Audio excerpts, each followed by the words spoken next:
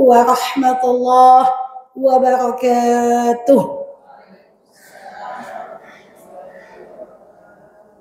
Sebelumnya saya ingatkan kembali Ibu, tanda-tanda kematian kemarin adalah tatapan matanya sesu, wajahnya sesu, suaranya tentu otomatis rendah gitu.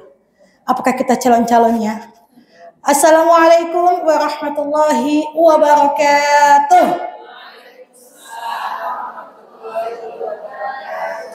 Alhamdulillahirabbil alamin, nahmaduhu wa nastaghfiruh wa na'udzu billahi min shururi anfusina may yahdihillahu fala mudilla lahu wa may yudlil fala hadiya lahu.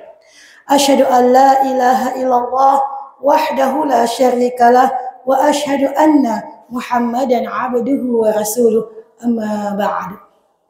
Alhamdulillah, segala puji bagi Allah yang telah memberikan kita semua rahmatnya, hidayahnya, taufiknya, kita bisa berkumpul di masjid yang kita cintai ini.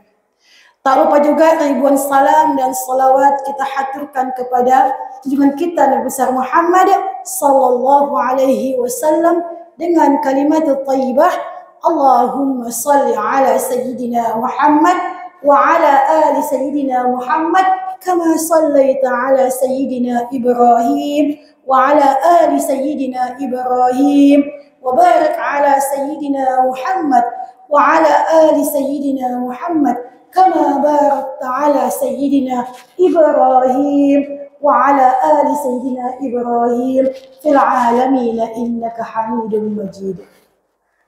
Ibu-ibu, ustadz muslimah sadar akhir zaman, apa kabar pagi ini? Luar biasa gitu ya. Kalau suaranya alhamdulillah, itu tanda-tanda itu. Beneran saya bilang, kenapa nggak ada gairah untuk hidup? Maka kalau kita lihat kawan kita, Bu, nah itu tanda-tanda. Tapi Bu, ya ada apa? Kenapa? Otaknya pikir ada utang, otaknya pikir ada cicilan. Nah, tapi kalau mau mati nggak ada pikiran lagi. Mata itu udah tembus ke alam yang lain. Alhamdulillah, pertemuan kemarin kita membahas tentang adab orang sakit, baik kita yang sakit, baik yang kawan kita yang sakit, dan pahala serta ganjarannya. Oke Ibu, kadang-kadang kita sering melewati fase-fase seperti ini. Sakit ya udah, padahal itulah kesempatan kita untuk meraih amal pahala yang sangat besar sekali jika kita ikhlas betul-betul karena Allah Subhanahu wa taala. Kemudian kemarin yang cari calon mati siapa? Belum datang. Tak datang. Apa kabar beliau, sehat? Sehat. Enggak, kita langsung aja gitu kan. Nah, alhamdulillah kita sudah melewati masa-masa itu, sakaratul maut segala macam. Bagaimana Ibu kemarin kata Rasulullah? Seperti diiris pedang 300 kali. Seperti diiris apalagi sebuah pohon yang mana pohon itu ranting-rantingnya ada duri-duri yang sangat tajam. Dimasukkan ke dalam perut, ditarik sekaligus. Apa yang terjadi? Tentu menempel kiri dan kanan, kebawalah sendi-sendi semuanya. Maka kalau kita berdoa jangan lupa Allahumma hawwin alaina fi sakaratil maut wan najata minan nar wal afa 'indal hisab. Ya Allah, ketika datang maut menghampiri kami, tolong memudahkan prosesnya. Maka tadi Ibu, yang kita bahas hari adalah tanda-tanda kematian husnul khotimah. Ini dulu. Ini kadang-kadang kita seuzon, matanya terbelalak, matinya kadang jelek. Atau, matinya hari gini, enggak. Hari ini kita bahas yang pertama adalah tanda-tanda kematian. Tanda-tanda kematian dalam keadaan husnul khotimah. 1. Mengucapkan kalimat syahadat. Nah, saat ajal menjemput. Kama qala Nabi sallallahu alaihi wasallam menyampaikan, "Man kana akhir kalamihi la ilaha illallah dakhalal jannah." Maka barang siapa yang akhir ucapannya itu adalah la ilaha illallah, masuk surga. Mau kita masuk surga, Bu? Mau banget. Pertanyaannya, satu hari berapa kali kita ucap kalimat ini? Atau ketika orang meninggal tahlilan malamnya bukan ingat? Enggak. Ucapkanlah kalimat ini afdalul dzikri fa'lam annahu la ilaha illallah. Dan kematian pun mengikuti kebiasaan kita. Tanyakan pada diri kita, satu hari mana banyak saya baca Al-Quran, mana saya banyak baca HP.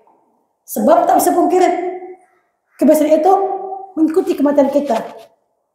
Nah, kalau kita pengen mati kalimat la ilaha illallah, biasakan lidah kita mengucapkan kapanpun, dimanapun, kecuali di tempat yang kotor seperti WC. Itu pun di dalam hati. Nah, maka tadi Bu, ini enggak ketika kita dapat kesenangan nonton segala macam, lupa Allah. Padahal kita nggak tahu. Kullu nafsin za'iqatul maut. Setiap yang pasti mati. Kita nggak tahu kapan datangnya. Itu yang pertama. Yang kedua, meninggal dalam keadaan kening berkeringat. Nah, Ibu, agak-agak basah-basah nggak keningnya? Itu masih hidup kan? Pada meninggal. Tanda tanya, apa kata Rasulullah? Al-mu'minu yamutu bi'arakil jabin. Seorang mukmin itu wafatnya dalam keadaan berkeringat di keningnya. Ini kalau udah melihat saudara kita, kawan kita, orang tua kita meninggal, lihat keningnya. Ada butiran-butiran kecil berkeringat. Kenapa?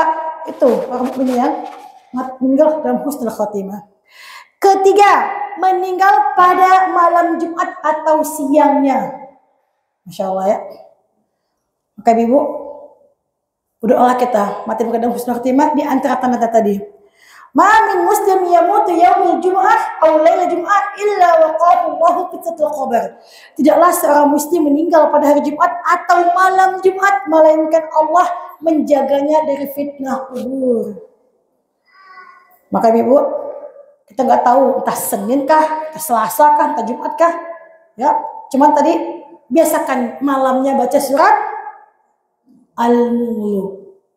Maka saya bilang kemarin, saya pernah cerita, ada kelas saya meninggal suaminya, nelfon, alhamdulillah Kak, abang meninggal. Ibu, jangankan suami meninggal Bu, kucing mati aja sedih nggak? Sedih banget. Seminggu kucing mati itu rasanya ngamuk. Tapi kata beliau, kok gitu deh? Alhamdulillah Kak, abang tadi siang meninggal. Tadi malam, kata abang dek, tolong bacakan surat Al-Mulk bersama-sama. Dan saya hakul yakin, siapa yang baca surat Al-Mulk dijauhkan dari fitnah kubur. Nah, untuk sampai ke sana, kalau kita nggak membiasakan bagaimana? Tak mungkin tiba-tiba. Dan kita biasanya mau tidur ngapain? Buka HP dulu. Maka ada cerita, Ustazah, saya tidur malam, insomnia. Cuma satu jawabannya, buka Quran, pasti ngantuk. Karena setan nggak sanggup. Tapi kalau Bunda pegang HP, buka novel segala macam, tambah mata itu buka. Tapi kalau susah tidur, baca Al-Quran. Tak sampai 5 baris, udah mulai tutup. Sadaqallahul azim. Yang keempat, mati syahid di medan perang. Udah jelas, ya, mati syahid di medan perang. Nah, syahid ini terbagi 3. Jadi dari semua syahid itu harus dikatakan sebagai syahid dunia. Apa kata Allah? Wala tahsabanna alladhina qutilu fi sabilillah amwata bal ahya'in li rabbihim yurzaqun. Maka jangan kalian mengira bahwa orang-orang yang gugur itu dan Allah mati, bahkan mereka hidup di sisi Allah. Syahid itu ada 3 Ibu, syahid dunia akhirat dan akhirat. Nah, yang pertama, syahid dunia siapa? Orang yang berperang di jalan Allah, tapi mengharapkan balasan dari manusia. Terjadi. Nih, kita berperang sama Belanda, kita perang sama Israel segala macam. Biar nampak gagah di depan masyarakat, lihat saya yang duluan. Kenapa? Mengharapkan cinta redha dari manusia. Maka itu namanya syahid dunia. Syahid dunia akhirat siapa? Yang berperang di jalan Allah, lelahnya untuk Allah, bukan karena manusia. Kapanpun ada peperangan, udah ikut, tak digaji pun tak masalah. Kenapa? Betul-betul karena Allah. Maka syahid dunia akhirat. Yang ketiga, syahid akhirat siapa Ibu? Mudah-mudahan di antara kita ada. Seperti meninggal dan melahirkan, kebakaran, COVID dan sebagainya. Kemudian kelima, mati di dalam perang jalan Allah, tapi fisabilillah di jalan Allah bersama juga sebenarnya. Yang keenam, mati karena wabah penyakit. At-ta'un syahadah li kulli muslim. Kayak kemarin buat COVID. Ya, orang yang meninggal dengan COVID, maka dia syahid. Kenapa? Syahid akhirat. Kemudian yang ketujuh, mati karena perut sakit. Nah, bagian perut ini, Ibu. Periksa, bagian perut apa aja? Ginjal, lambung, ya, bagian pencernaan. Kalau dia meninggal karena itu kata dokter, maka meninggalnya keadaan syahid. Waman mata fil batni fahuwa syahid, kata Rasulullah. Siapa yang mati karena sakit perut, maka ia meninggal dalam keadaan mati syahid. Kemudian 8 dan 9, mati dalam keadaan tenggelam dan terbakar. Nah, Ibu, kalau ada yang naik kapal tenggelam, ini kadang-kadang kita salah ngomong. Kasihan, ya Allah, mati tenggelam dia. Kenapa? Hilang mayatnya. Ya Allah, kasihan, ya Allah, mati terbakar, hangus tubuhnya. Ganjarannya Rasulullah sampaikan, asyhada khamsah, al-mat'un wal mat'un. Orang yang mati syahid ada 5 macam. Yang pertama sakit wabah, kedua kena perut, yang ketiga tenggelam dan tertimpa runtuhan bangunan. Adalah mereka orang mati syahid. Maka Ibu, kalau kita bahas ini ya, Masya Allah, peluang mati syahid itu besar sekali sebenarnya. Besar sekali. Selama ini kita membayangkan mati syahid itu perencanaan Allah. Enggak. Selama untuk hal-hal positif, ya Allah masih kepada mati syahid. Ke-10, meninggalnya seorang wanita ketika melahirkan atau saat nifas. Loh, meninggal apa? Ketika melahirkan meninggal, Masya Allah syahid. Ketika ada selesai melahirkan, beberapa hari kemudian nifasnya meninggal, syahid juga. Ya, saya tanya, orang yang mati syahid dimandikan atau enggak? Ayo, Ustazah ada meninggal, oke, gimana matinya? Syahid, Ustazah dimandikan. Nah, maka kalau ada yang meninggal, tak semuanya kita harus tak mandikan atau dimandikan. Lihat keadaan. Nanti bagaimana bentuk atau ciri-ciri yang harus kita mandikan. Seperti anak bayi lahir, meninggal, dimandikan? Tergantung kondisi. Kalau usianya di bawah, belum dikasih ruh dan bentuk-bentuk, apa mau dimandikan? Ya, tapi kalau udah bergerak, ya udah bergerak, meninggal, wajib seperti orang dewasa. Maka jatuhnya nifas pun beda. Ada yang jatuh pada nifas, ada jatuh pada haid aja. Ini enggak, kalau mak Ustazah saya nifas berapa ya? 40 hari. Kenapa? Keguguran 2 bulan lalu. Bayangkan, keguguran 2 bulan, apakah masuk nifas? Nah, tapi kebanyakan kita di masyarakat, keguguran tunggu 40 hari dulu. Padahal darah itu, Ibu, jangan menunggu. Udah selesai titik akhir, tak keluar lagi, wajib sholat, wajib mengerjakan ibadah lain. Inilah kenapa kadang-kadang saya baca, kenapa di neraka itu banyak perempuan? Karena sepele masalah ini. Kenapa di neraka itu banyak sekali perempuan? Karena sepele dengan mulutnya. Kenapa di neraka banyak perempuan? Karena kita lalai dengan ibadah kita. Keluar darah sedikit, yes, nggak sholat, betul? Apakah semua darah keluar itu nggak sholat? Bisa jadi. Darah itu ada 3 macam. Darah haid, darah nifas, darah istihadah. Ini enggak dihantam aja. Padahal seminggu lalu udah haid. Terus kok enggak ngaji, Bun? Haid Ustazah, enggak boleh masuk masjid. Oke lah. Seminggu lagi kok enggak masuk, haid lagi Ustazah. Padahal haid itu ada batasnya, ada jaraknya, ada minimal dan maksimalnya. Maka tadi Ibu, menuntut ilmu adalah kewajiban kita. Untuk dunia aja kita harus ada ilmunya, apalagi untuk akhirat.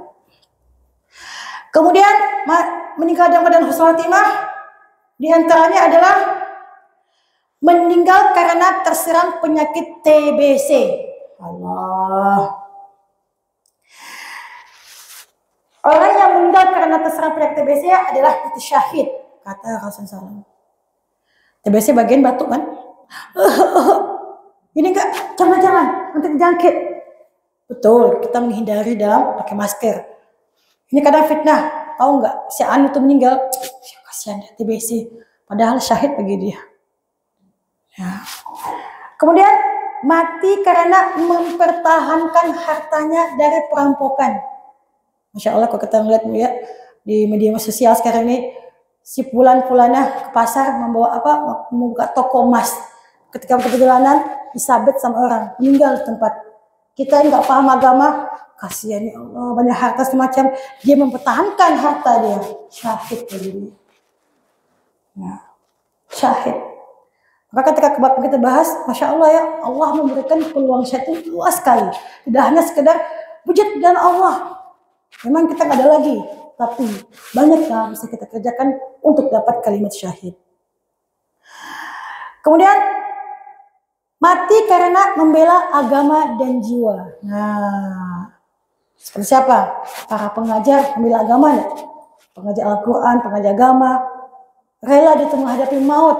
Jadi kalau di Pekanbaru Bu ya, beberapa hari ini hujan lebat segala macam, melewati semuanya. Maka tadi ketika meninggal, Masya Allah syahid yang didapatkan ya. Kemudian mati di saat berjaga di jalan Allah. Ya, berjaga ketika jihad adalah lebih baik nilainya dia berpuasa dan salat malam selama sebulan. Seandainya ia meninggal, maka akan diteruskan amalannya, rezekinya akan mengalir dan ia akan mendapatkan aman daripada penanya di alam kubur. Yang ke-18 adalah mati ketika beramal soleh. Sekarang Ibu saya tanya, bentuk amal soleh apa saja? Mengaji, amal soleh. Bersedekah, amal soleh. Berwudu, amal soleh enggak? Amal soleh. Sepele enggak? Dia berwudu, terus buang angin, wuduk lagi. Mempertahankan wuduknya. Kenapa coba? Orang yang berwudu artinya dekat sama Allah, meninggal, syahid. Nah, niat kita mau pergi ke masjid, mau ikut kajian, qadarullah di jalan, tabrak, meninggal, syahid. Kenapa? Udah ada niatnya untuk amal soleh. Atau sedang berzikir, la ilaha illallah, totalnya ada di atas kepala kita itu, syahid. Maka peluang syahid besar untuk kita. Apa kata Rasulullah? Man qala la ilaha illallah ibtigha wajhillah khutima lahu biha dakhala jannah. Wa man shama yauman ibtigha wajhillah khutima lahu biha dakhala jannah. Barang siapa yang mengucapkan kalimat la ilaha illallah hanya karena mengharapkan ridha Allah, maka ia diwafatkan dalam keadaan mengucap kalimat tersebut, maka ia masuk syurga. Barang siapa yang berpuasa hanya karena mengharapkan ridha Allah, maka ia pun akhir hayatnya dalam keadaan berpuasa masuk syurga juga. Barang siapa yang bersedekah dengan hanya mengharapkan ridha Allah, maka di akhir hidupnya pun kebiasaan bersedekah, ia juga masuk syurga. Ibu, syahid akhirat banyak sekali, ya. Dan terakhir orang yang dibunuh karena penguasa zalim, banyak. Tahun-tahun sekian karena dia vokal di masyarakat segala macam di publik, tangkap, diculik, dibunuh. Syahid akhirat memperjuangkan kebenaran. Maka pintu-pintu untuk mati husnul khotimah besar sekali sebenarnya. Bahkan mendapatkan gelar syahid besar sekali.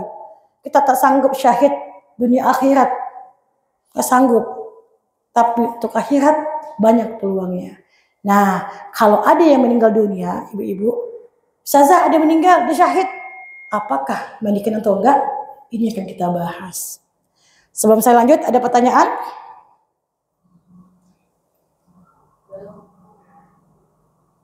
Silakan.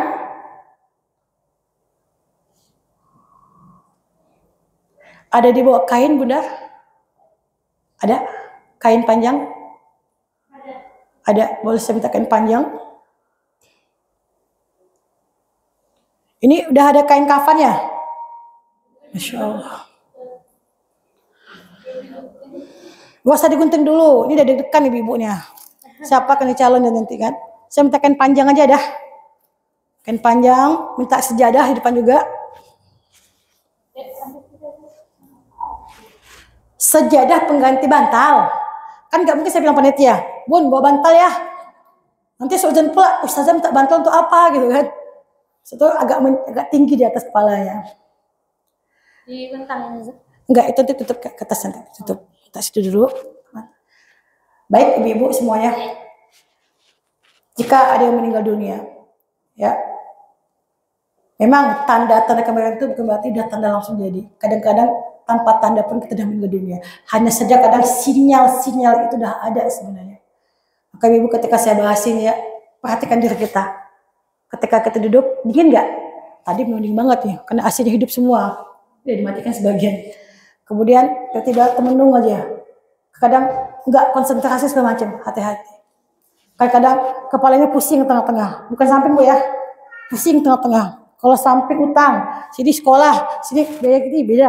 Tapi kalau yang masih gadis, mau nikah belum? Yang udah nikah, punya anak lagi, lain.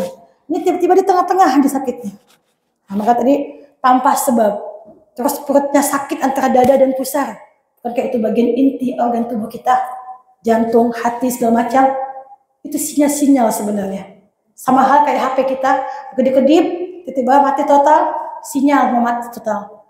Tiba-tiba, nah, maka tadi tanda-tanda, ada yang tanda 7 hari sebelum kematian, ada yang tanda 40 hari, 100 hari, yang jelas kullu nafsin za'iqatul maut. Kalau kita kasih tahu besok meninggal, saya yakin satu orang pun gak akan datang ke Masjid Taklim. Kenapa? La ilaha illallah, berzikir ada kerjanya. Cuman karena kita dihijabkan, bahasa dihijabkan, padahal neraka dan syurga di depan mata kita, Allah hijabkan, dikasih kenikmatan. Kerjakan sesuka kamu, siapa yang berhasil, dia akan masuk syurga. Mudahan kita diantaranya. Ketika ada yang meninggal dunia ibu-ibu, nih, siapa yang pernah pengalaman memandikan? 1, 2, ada lagi? Orang terdekat? Oke. Jika udah meninggal, atau kita sahibul baitnya, yang punya rumah, anggota keluarga meninggal dunia, bagaimana kita merawat mayat? Nah, nanti kita bahas bagi yang akan memandikan. Sekarang, kalau kita sebagai penghuni rumah, kemana meninggal dunia kan, apa yang kita kerjakan? Teriak-teriak ke depan rumah, tolong, apa kematian? Enggak perlu. Kejadian saudara saya di daerah Tenayan sana, jauh sana, tinggal berdua sama emaknya. Emaknya udah tua juga, 70 tahun lebih, tengah malam, jam 2 malam meninggal dunia. Dia shock, bingung, buka rumah, kedua pintu tetangga. Bun, Bunda kalau lagi di rumah, jam 2 malam ketuk pintu, apa yang terbayang? Maling. Terus, karena dia nggak mau ketuk pintu, cuma manggil, gimana perasaannya?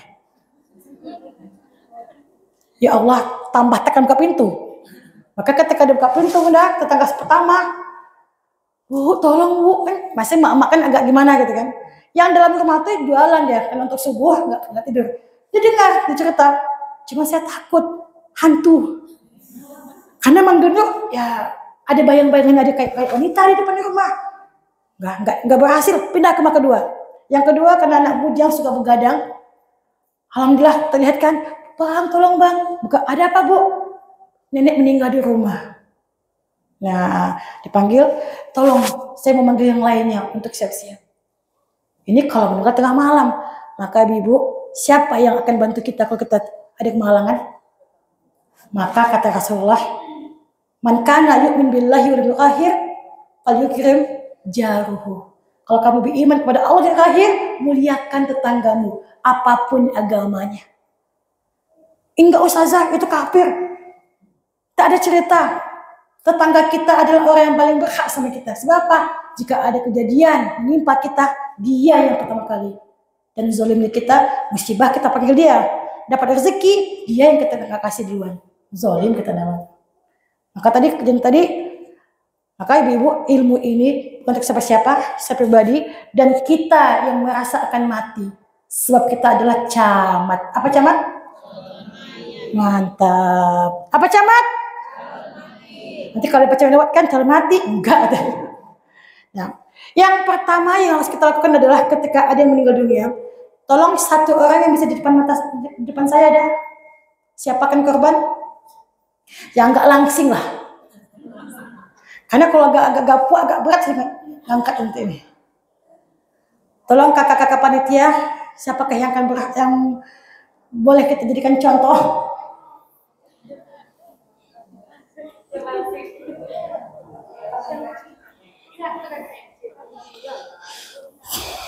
Ayo. Ya, Masya Allah. Beliau udah siap. Ya. Tapi Ustazah agak deg-degan katanya. Ibu siapa namanya? Kenalan dulu. Amel. Udah punya suami? Udah. Ada wasiat? Mana tahu gitu kan, kita nggak tahu Bu ya, ini sama praktek. Tadi udah bilang sama suami kan izin ke sini kan? Ya mana tahu kan, kullu nafsin za'iqatul maut. Emang ada tahu kapan meninggal? Nggak ada, tiba-tiba bang ada meninggal bang di masjid. Siapa istrinya? Astagfirullahaladzim. Mana tahu. Ya silakan. Tolong Bunda acting jadi mayat. Ini makan acting mau sakaratul maut, ini acting mau jadi mayat gitu kan. Maka kita udah coba kemarin budaya, udah kita talkinkan segala macam, udah jelas meninggal. Panggil dokter. Kalau kita meninggal di rumah, alangkah baiknya panggil dokter. Kenapa coba? Tentu dokter dengan keilmuannya tahu urat nadi segala macam. Kalau kita cuman meninggal kan gitu, sejadi bisa kesempatan untuk mengembalikan waktu napas segala macam. Kalau udah memang dokter datang, Bu udah meninggal dunia, udah nggak ada lagi. Artinya apa coba? Ya sudah. Artinya udah bertemu sama Allah. Apa tanggung jawab kita yang pertama kali? Yang nih mata kita buka kan? Tuh. Iya buka aja nggak apa-apa. Karena meninggal itu ibu, kita nggak tahu arah mata kita kemana. Kadang ditarik ke merinding. Itu pasti terjadi. Kadang-kadang mata ke bawah, ke sana. Kadang-kadang ke atas. Maka kata Rasulullah, kalau kamu dan matanya terbuka, tutup matanya. Sebab roh itu mengikut mata itu mana perginya. Nah, apa yang kita bacakan ibu-ibu? Ayo, pertama betul, kalau di meninggal dunia kan, inna lillahi wa inna ilaihi raji'un. Sesungguhnya kepada Allah kamu dikembalikan semuanya, kan? Nah, yang pertama adalah tutup matanya. Dengan membaca selawat boleh. Yang dianjurkan Nabi adalah Bismillah ala millati Rasulillah. Semuanya Bismillah ala millati Rasulillah. Bismillah ala millati Rasulillah. Ini tangannya tahu aja di rumah kayak gini dia. Gini kan, nih pejam tangannya. Ini alhamdulillah mayatnya baik, itu mau ngikutin. Kalau mayatnya nggak mau tutup gimana? Kalau mayatnya nggak mau tutup mata gimana? Kejadian. Ustazah, gini kan, buka lagi. Contoh dia, gini kan, buka lagi dia. Nanti anak-anak kita, astagfirullahaladzim, kenapa? Ada hantu? Enggak. Kalau kayak gini keadaannya, picit kakinya. Nih, jempol kakinya dipicit. Kalau dia masih terbuka gitu ya? Iya. Ini karena masih hangat ya, masih hangat. Tapi kalau tadi malam meninggal pagi tutup kan, kayak gini matanya semua yang lihat. Ya. Kalau masih hangat, nih, ini jempolnya langsung tarik. Kan masih hidup kan? Ya. Tentu kita minta sama Allah, ya Allah, mudahkan kami untuk mengurusnya. Nih. Masya Allah langsung ikut ya kan, tutup matanya. Dipicit, ditarik gitu. Dipicit sambil ditarik gitu? Iya, picit, ditarik. Kalau tarik picit nggak bisa kan, dipicit dulu, ditarik. Ditarik. Kan? Kenapa? Masih ada salurannya kan? Masih ada tarik. Karena nggak bisa fungsi lagi, maka mengikuti arahnya. Nah, itu selanjutnya.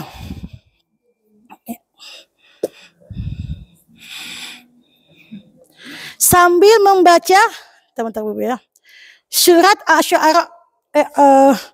Asyura ayat 5. Ketika tadi Bu pejamkan mata, baca surat Asyura ayat 5. Ayat 5.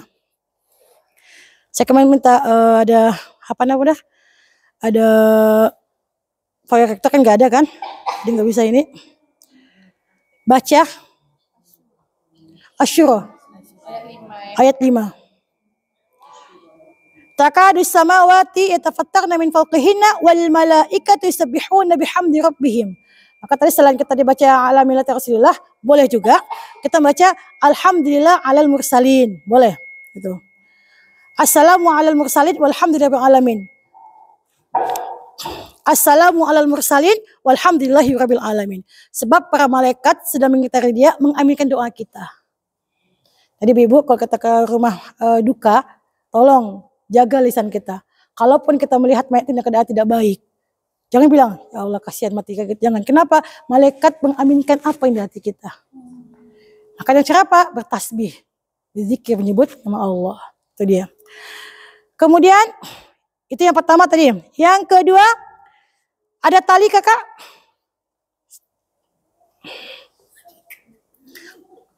Gak apa-apa, gak ada apa-apain kok. Cuma diikat aja kan. Yang kedua adalah diikat lehernya sampai ke atas. Kenapa? Kadang mulut terbuka. Kan seram juga kan Bu? Dia kan gak bisa menghalau. Ibu kalau sekarang gini ya, ada lalat, mungkin Kak Ibu diam aja? Gak mungkin kan? Lah kalau dia udah mati, mungkin Kak akan bantu. Maka tadi ketika udah meninggal, udah gak ada ruh lagi, tutup matanya, ikat dari leher naik ke atas. Karena kalau atas ke bawah, kasihan dia kita keginikan dagungnya. Ya kalau agak kurus, kalau agak saya kasihan ke leher saya nanti. Maka dari bawah ke atas. Ada? Bolehlah, gak apa-apa. Tolong bantu saya juga, kaki ikat juga.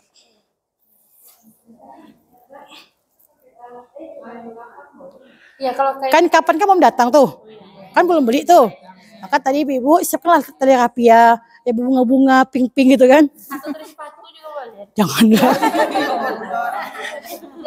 Ya, janganlah. Alangkah baiknya kan kalau kita ada jilbab yang tipis, Oh yang iya, ini ya, segi empat yang tipis itu Hah? juga berarti. dikat kayak gini aja. Ya, kalau bisa warna putih lah. Bukan berarti kita harus warna putih, enggak, kalau bisa warna putih. Sebab kalau warna pink kan aneh bilang, ya Allah ini warna pink ya kan. Dia kayak enggak enak pula kita lihatnya. Begini ya. Enggak, bunda belum ngapain gitu.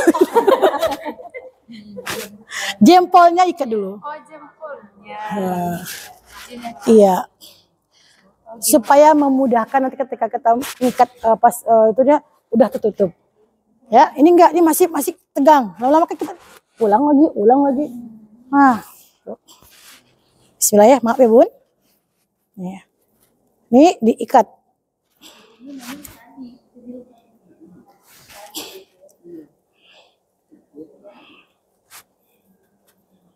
Nah. Jangan ikat mati Bun.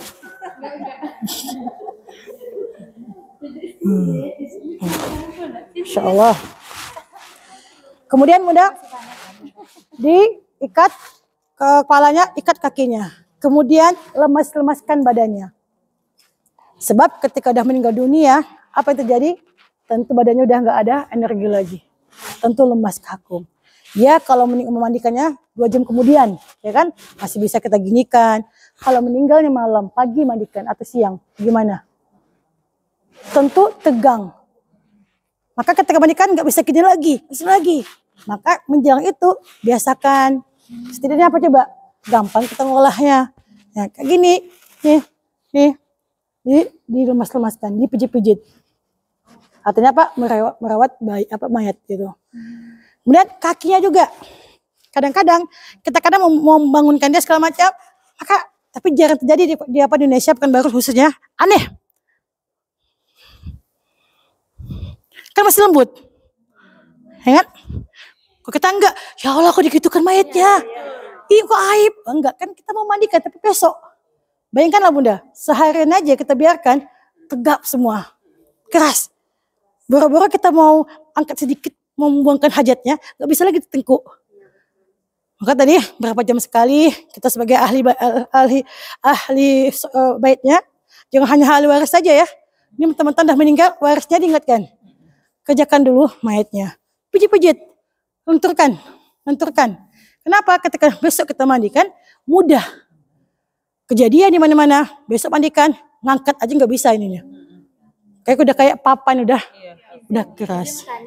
Ya. Nah di kalangan kita awam nih Zara, kalau kita katanya kalau mayat udah meninggal tuh kita pegang-pegang gitu, katanya bisa sakit badan. Betul. Gak boleh katanya sakit Baik. badannya gitu. Kalau kita gitu kan parno pula orang nengok. Sekarang saya tanya, ini mayat masih hidup kan? Masih hidup. Kan tadi kan mayat mati, kan mayat masih hidup kan? Saya tanya mayat masih hidup kan? Nih, saya gini kan. Nih, sakit nggak? Enak katanya. Yang nggak boleh itu Bunda, kita angkat kanan, angkat kiri kan? Maka tadi kita pelan-pelan kita tahu ilmunya, ya dipijit-pijit. Anggaplah dia masih, ya Allah besok mau dimandikan. Terakhir malam ini kan sama mak kita kan, atau kalau kita, ya Allah pijit-pijit aja. Tapi kalau kita pijit, bas dendam, ya Ya, kalau itu udah ada niat itu kan. Nah, nanti Kelemasan aja gitu. ya. Nanti pun pas mandikan pun jangan orang yang ada dendam sama dia. Kenapa coba? Ini yang dulu cubit-cubit saya. Jangan itu. Maka udah dipijit-pijit semuanya. Kemudian bersihkan mayat daripada kotoran. Jika meninggal pakai pampers, langsung buka, ganti. Walaupun kita akan mandikan 2 jam lagi kan. Bayangkanlah 2 jam dalam keadaan berhadas. Dalam keadaan bernajis. Kan gak enak kan. Maka ketika datang kawan, saudara, semacam pasti fitnah. Kok buat tai ya, gitu kan. Maka kita sahibul baitnya langsung periksa. Kak, mama meninggal yang ini. Udah, cuci dulu, bersihkan dulu. Air kencingnya gitu. Pampers. Iya, ganti. Ini spraynya ganti. Yang namanya pas najis titik ke bawah kan, ganti. Maka bisa beli perlak yang untuk bayi gitu kan. Yang panjang kita bisa ada yang per meter gitu kan. Ya udah, lap semuanya. Jadikan suasana ruangan itu suasana yang baik. Maka kalau ya kan, karena kalau kadang situ muntahnya, situ darahnya, ininya, apa yang terjadi otak kita? Kok gitu meninggalnya? Padahal kita nggak tahu pun keadaan itu saya ketemu kan agak menyeramkan. Kita udah bingung, maka dibilang kayak orang mabuk, nggak tahu apa-apa gitu. Kemudian apalagi Ibu? Jika dia pakai baju, lepaskan bajunya. Ini kejadian ini, pakai baju, besoknya baru dibuka. Pas mau mandi. Kira-kira kalau besok kita buka, bisa nggak kita buka di awal lagi? Udah keras kan? Maka ketika udah meninggal, tahu dia meninggal dunia, langsung waktu itu dibuka aja langsung. Karena saya butuh kain panjang. Dengan tutup. Dia buka bajunya semua, jilbab dibuka semuanya. Kalau ada takut nampak auratnya, pakailah sedikit jilbab. Tutuplah semuanya. Kan sayang Bu, pergi pesta pakai baju yang sejutaan, meninggal. Biarkan gitu aja. Padahal itu baju bisa jadikan sebagai sedekah untuk yang lainnya. Jadi amal jariah juga. Jadi dalam keadaan tidak pakai baju, buka semuanya. Terus jika ada cincin, tasbih kayak gini, buka semuanya. Gelang kaki, buka semuanya. Gigi palsu, yang bisa tanggal ya, buka semuanya. Behel, terpaksa kita pakai dokter. Zalim gak kita? Saya tanya, ketika pakai behel, itu kita dibius segala macam. Pendarahan gak? Terus pakai apa nama gigi kita udah buka, mungkin ke dokter behel. Nah, tentu ada hal yang bisa kita buka, ada yang enggak. Kalau kita paksakan buka, pendarahan kemana kan kita pegang? Ya, kalau tadi niatkan yang pakai behel, kalau udah waktunya tanggal lah. Jangan seni. Ini enggak. Kadang maaf kata behel, sini ada seninya, tambah lagi ada sini manik-maniknya. Ya Allah. Terus kok lama kali 5 tahun makainya.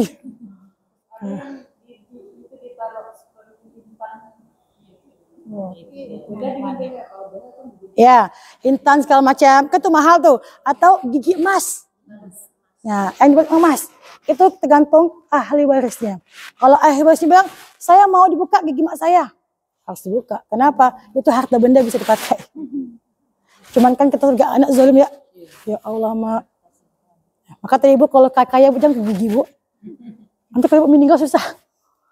Karena kalau ahli waris kita bertengkar karena harta, pokoknya gigi mak saya ada 10, 5 kakak, 5 ke kiri. Ya ilahi, jangan ya.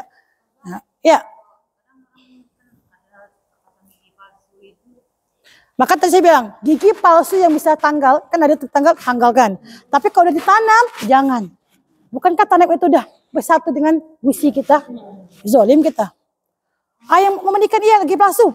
Ayo ambil, buka tangnya. Kira-kira berapa lama kita di tempat pemandian? Berjam-jam.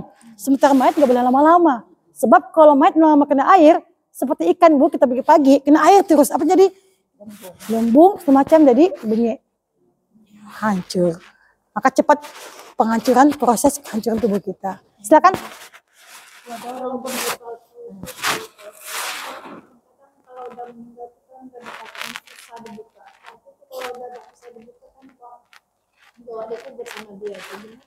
Maka tadi saya bilang ada gigi palsu yang memang ditanam, ya itu memang mahal harganya puluhan juta.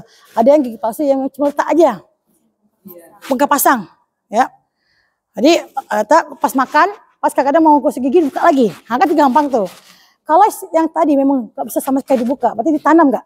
Kalau ditanam, ya udah Kita nggak bisa maksa juga. Kenapa? Zolim kita. Sama kayak ibu yang pakai implan KB, sama ibu-ibu yang ada pakai cincin di mana? Di jantung, ring. Mungkin kita bongkar, ada cincin di mana? Jantung, ambil bedah. Itu sama aja kita zolim. Maka tadi kan tidak boleh menyakiti mayat kan? Kunci tadi. Maka tadi jangan mentang-mentang ada sesuatu dibuka, jangan. Nah, maka tadi lihat ada gigi yang bisa tanggal, gigi emasnya tanggal. Kalau ahli waris mau. Tapi kalau udahlah bu, saya nggak apa-apa lah, ikhlas. Kenapa coba? Namanya gigi emas ditanam lagi, buka berdarah segala macam, sakit dia. Nah kita masih hidup bu ya, kalau ada kekayaan, kau salah investasi ke gigi. Kenapa coba? Kayak gini kejadiannya kan, ahli waris minta semacam, sedekahkan ke sekolah yang Islam. Kenapa coba? Pahalanya mengalir. Iya, sekarang udah boleh jarang. Kalau sekarang behel makanya. Senyum aja, ting, itu ada permata, berlian. Saya bilang tingkat kekayaan nggak hanya di tangan ya, gigi juga ada rupanya. Astagfirullahaladzim. Kemudian, ya kan bu, betul kan bu? Kemudian lepaskan pakaiannya segala macam, dan ini nggak mesti kain panjang. Kalau memang nggak ada ibu ya, kakak-kakak semua nggak semua ada yang stok. Selimut juga boleh. Selimut juga boleh. Jangan pula spray bu. Mentang-mentang nggak ada selimut apa ini spray. Nanti kalau salah lihat itu mayat itu spray gitu kan. Maka tadi kalau bisa selimut, terus tutuplah setengahnya, setengah aja. Yang sisa ke atas kepala pakailah kain yang tebus pandang. Nanti rempong, kenapa? Mau lihat mayat, contohnya kan, mayat buka lagi, cilebah, tutup lagi, tidak terus dua lagi, mau lihat mayat buka lagi. Tapi kalau pakai yang tebus pandang, yang tipis, mayatnya itu bu lihat, ya. Nah, boleh kan? Cuman kan tadi kan nampak lah sedikit kan. Ketimbang kayak gini kan nampak nggak? Sama sekali nggak nampak kan? Semua boleh kecuali mantan. Ya, mencium mayat boleh kecuali mantan. Udah mantan, walaupun tadi menit udah diceraikannya nggak boleh. Kenapa? Udah beda. Nah, kalau suami istri boleh mencium, boleh. Batal wudhunya? Yang batal itu kita yang batal hidup. Dia mah gak batal. Karena yang butuh wudhu itu sholat. Kita yang hidup. Yang mati, betapa menyusahkan kita yang memandikannya. Kenapa orang lagi mandinya dicium sama suaminya? Terus dicium sama ini ya? Ya Allah, enggak ada hukum ketika mencium tuh. Yang mencium kayak kita masih hidup. Kalau kita Imam Syafi'i, pakai mazhab Syafi'i, kita batal. Dicium, kita wudhu, kita sholat. Gitu. Ustazah tuh Ustaz. Aduh, saya ganti-ganti. Ya. Yang nggak boleh itu inayah. Apa inayah? Meratap. Meratap. Bu, sunatullah bu, yang namanya nangis itu tentang mata. Entah mata bawah ya, terserah lah ya. Yang jelas, yang namanya kita manusia itu sedih. Ketika Rasulullah meninggal aja, Abu Bakar menangis loh. Menangis mencium. Hanya saja tidak meratap. Yang tak betul meratap, kok meninggal, utang masih banyak. Ya Allah, kenapa? Anak masih 4, kamu di samping itu nggak boleh. Kenapa? Seolah-olah tidak ada Tuhan di situ. Emang kalau meninggal suaminya dia nggak kerja. Kenapa dia meninggal suaminya dia nggak dapat rezeki? Justru rezeki berlimpah ruah. Kenapa? Anak yatim menjaganya. Nah, maka tadi jangan. Kadang-kadang kita sebagai orang tua anak meninggal. Kok kamu duluan yang meninggal nak? Mama udah tua. Berarti dia nggak yakin ada Tuhan. Bukankah nyawa itu tidak ada yang tahu kapan meninggal? Maka bukan berarti dia tua meninggal duluan ya, atau yang muda meninggal duluan, tidak ada yang tahu. Maka kita tahu itulah sebagai tanda kita persiapan. Nah, kemudian letakkan mayat di tempat yang aman. Maka bunda kalau saya tolong jangan di lantai. Kebanyakan kita ya udah meninggal di lantai. Ya, masih kasih apa namanya tuh kasur lah tetap. Karena kan belum proses mandikan segala macam. Kalau bisa pakai dipan. Kenapa pakai dipan? Sebab sunatullah namanya mayat yang meninggal tentu binatang datang mendekati. Kalau pakai dipan agak jauh, kemudian ambil baskom isi air, letak air di bawahnya. Bukankah binatang mencari tempat kehidupan? Oh ada air, masuk ke situ ya. Air apa? Air es. Ya udah, boleh juga. Nanti kalau gitu, kalau mayat minum kan tinggal di bawah aja gitu. Aduh, terserah mau air apapun. Yang jelas fungsinya itu ada dia akan menarik, ya, menarik ada air di sana. memang harus menghadapkan ke kiblat. Kalau keadaan memungkinkan. Kalau perumahan kita kayak perumahan kita Pekanbaru nih Bu ya, tipe 36 ya. Terbayang lah Bu. Kemarin saya mandikan. Kata datang tukang apa bapak yang mau angkat. Kok gini letaknya? Bapak ini pikir ya. Segini peluang kita untuk mengkafankan nggak muat. Kalau kita telentang gini nggak bisa ngelewat. Kecuali kalau mau tekak gini besar Masya Allah ya. Kita menghadap ke mana gampang. Tapi kalau perumahan kita kecil. Tempat kita menghadap itu memangnya pas-pasan. Orang lagi duduk di situ ya sudah. Sebisanya aja. Bukan wajib, sebisanya. Baik, ada lagi. Maka letakkan di atas dipan, lebih aman, tak terjangkau. Ini ada yang bilang kan, nanti kalau meninggal malam, terus lewat kucing hitam. Apa terjadi? Kan katanya. Ya, padahal Bunda ya, sedang nunggu kucing hitam. Kedatang juga dia kan? Nah, enggak ada itu dong.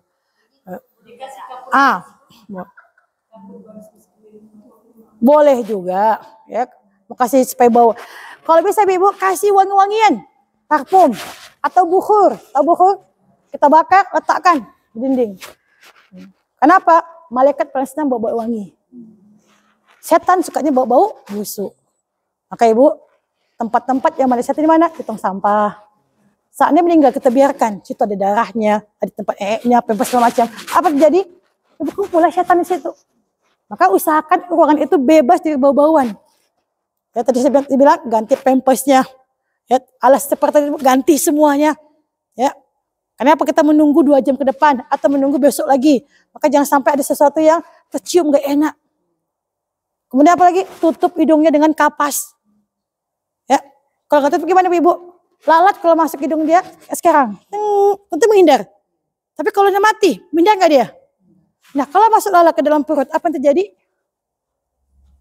Segala macam, jadi pembuangan segala macam. Telur, maka wajar proses pembusukan lebih cepat. Sunnatullah. Katanya, kenapa mayat itu paling busuk Ibu? Beda sama binatang segala macam. Karena dimakan semuanya. Tanah dimakan, pasir dimakan, ya, buku dimakan, Quran pun dimakannya juga. Kenapa? Karena korupsi. Nah, itu dia tadi. Kan pakai jilbab tadi kan tutup. Ya kan tutup kan? Nah, kan tadi tutup semuanya, kecuali kan muka. Misalkan lewat ini. Semua dimakan. Kemudian apalagi Ibu? Tadi kalau bisa usahakan perutnya diganjal dengan sesuatu. Kak, maaf, sebentar, HP-nya sebentar. Nih, letakkan sesuatu di atas perutnya. Kenapa? Bukankah sunatullah ketika nggak ada ruh lagi, mulai mengkembung perutnya. Kalau nggak ada sesuatu yang memberat di perutnya, maka ketika kita mengukur mayat dari awal, terus kita mandikan sesuatu kita bangsa, itu udah beda. Maka tadi harus dilebihkan. Dikasih sesuatu yang jangan batu yang berat Bu ya. Bantal besar itu. Biasanya kan di kota-kota apa? Foto. Ya kan? Meninggal nih, foto sini. Itu bukan apa fungsinya supaya nggak banyak masuk angin. Kita udah usaha tutup mulutnya, usaha tutup hidungnya. Yang nama celah angin kan celah masuk juga. Ditambah meninggalnya malam, paginya kita mandikan. Udah berapa masuk keluar semacam. Kita tutup, keluar mana dia? Nggak ada keluarnya. Nah maka tadi dikasih sesuatu, batu kayak, kalau bisa kain sedikit yang agak berat, tapi jangan berat kali. Yang sekiranya boleh sepanjang ini kan, ya, setidaknya agak sedikit perutnya ganjal. Tuh. Kemudian udah selesai, kalau bisa mayat emang diarahkan ke arah kiblat tadi ya. Kalau bisa emang posisi masih luas nih kiblat, tapi nggak memungkinkan, ya sudah. Maka tadi suasana ngapain? Letaklah Al-Quran yang berjuz atau Yasin, dan tolong adabnya pakai Al-Quran pakai tempat yang mulia. Kebanyakan kamera saya lihat ada yang meninggal, Quran lempar sana, lempar sini, Quran sini, jangan.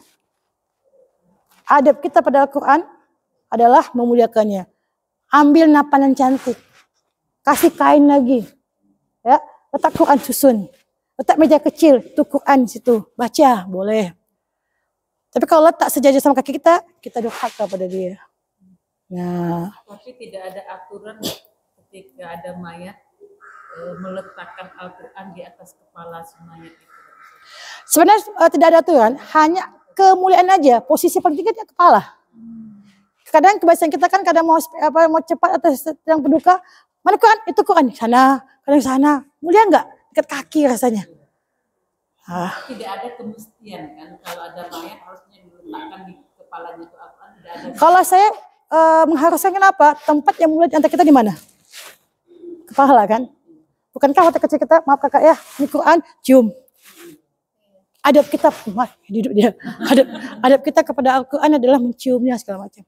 Tapi hari ini Quran di mana? Di saku. Nanti bawa ke WC, astagfirullahaladzim. Terus kadang-kadang Quran, Bu Yasin Bu, lempar satu. Bahkan setiap kali saya isi kajian, pembacaan kalam ilahi. Ini Quran, ini bawah, ini Quran di bawah dia.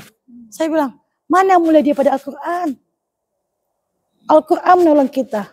Mungkinkah akan menolong kita kalau kita kayak gitu pada dia? Kata dia, Ibu, apalagi dia meninggal dunia, letakkanlah. Ini kan bantal panjang nih. Kan? Letak sini Al-Quran. Kenapa tidak? Ya kan? Setidaknya lebih tinggi pada kita lainnya. Sejajar tinggi, di atas lagi lah. Kenapa coba kemuliaan? Maka saya kalau ngisi kajian tahsin, saya tidak akan menerima kecuali punya meja. Kenapa coba? Ngaji Al-Quran, letak atas di bawah Qurannya. Nulis, ambil lagi. Percuma kita belajar Al-Quran, karena adab kita nggak ada. Maka kenapa urutan A, B, C itu A baru B, bukan B baru A? Adab dia baru ilmu. Ini nggak ilmu dia baru adab, nggak mungkin. Berguru dulu kita adabnya bagaimana, baru dapat ilmunya. Itu dia. Baik, ada pertanyaan lagi? Gimana mayat? Masih sanggup? Nah, kemudian posisi tangan bagaimana? Saya tanya sama mayat mau gimana? Kayak gini? Enggak. Oh gitu. Yang lain gimana? Kapan kayak gini? Ini mau sholat? Ayo. Posisi tangan bagaimana? Lurus. Lu ngapain menari? Masuk siap. Nah, ayo. Satu di bawah, satu di atas. Ketika masuk dalam kubur, coba kita kayak gini kan. Tidak sakit kan? Baik. Nah, kayak gini kan. Coba kalau dua-dua kayak gini. Apakah tidak bergeser kan kapan? Terus ini sakit kena ini ya? Ya. Maka tanya. Maka tadi, nanti ketika memandikan, mengkafankan, jangan banyak-banyak orang. Kalau kita sini enggak, ditontonin. Ayo. Dari awal bunda saya bilang, kamu siapa? Kakaknya, kamu siapa? Bibinya. Banyak kali saudaranya. Butuh hanya 3 atau 5, udah cukup. Nanti kan samping itu berdebat nanti. Maka tadi Bu, untuk menghindari debat, kita punya tim. Kalau memang ahli apa yang sedang kemalangan berserah kepada kita, jangan komplain. Tapi kalau memang masih komplain, ambillah sendiri. Beneran? Karena kejadian ketika saya mandikan, bayangkan Bu, saya mandikan gini, katanya, kok gitu, kok gini? Saya sakit hati juga, kenapa coba? Ini adab kita sama mayat. Ketika kita udah mengkafankan, kok semuanya ke kanan, kok ke kiri, kok gini-gini? Saya bilang, dan setelah saya tahu, saya tanya, siapa dia? Tetangganya, yang mana nggak tahu. Pendatang gitu, satu yang hanya ingin nimbrung. Maka tadi ketika kayak gini Ibu, tim kita siapa? Yang dari keluarga siapa? Kalau memang kami mengerjakan, ikut. Kalau enggak. Kemudian, kalau kita mandikan dan mengkafankan, jangan ada orang di sana. Dan secantik Bu kita keluarkan. Gak komplain kan? Karena ilmu kita beda-beda dan beda-beda juga referensinya. Yang jelas kita terbaik untuk semayat. Ibu-ibu semuanya, kalau ada 2 orang masak, apa yang terjadi? Bertengkar dia. Yang bilang kurang garamnya, yang satu bilang lebih garamnya. Yang ya tambah kecapnya, jangan, nggak akan jadi. Kenapa Tuhan cuma 1? Kalau Tuhan 2 berantem. Iya kan? Kata Tuhan hidupkan, kata matikan, nggak bisa.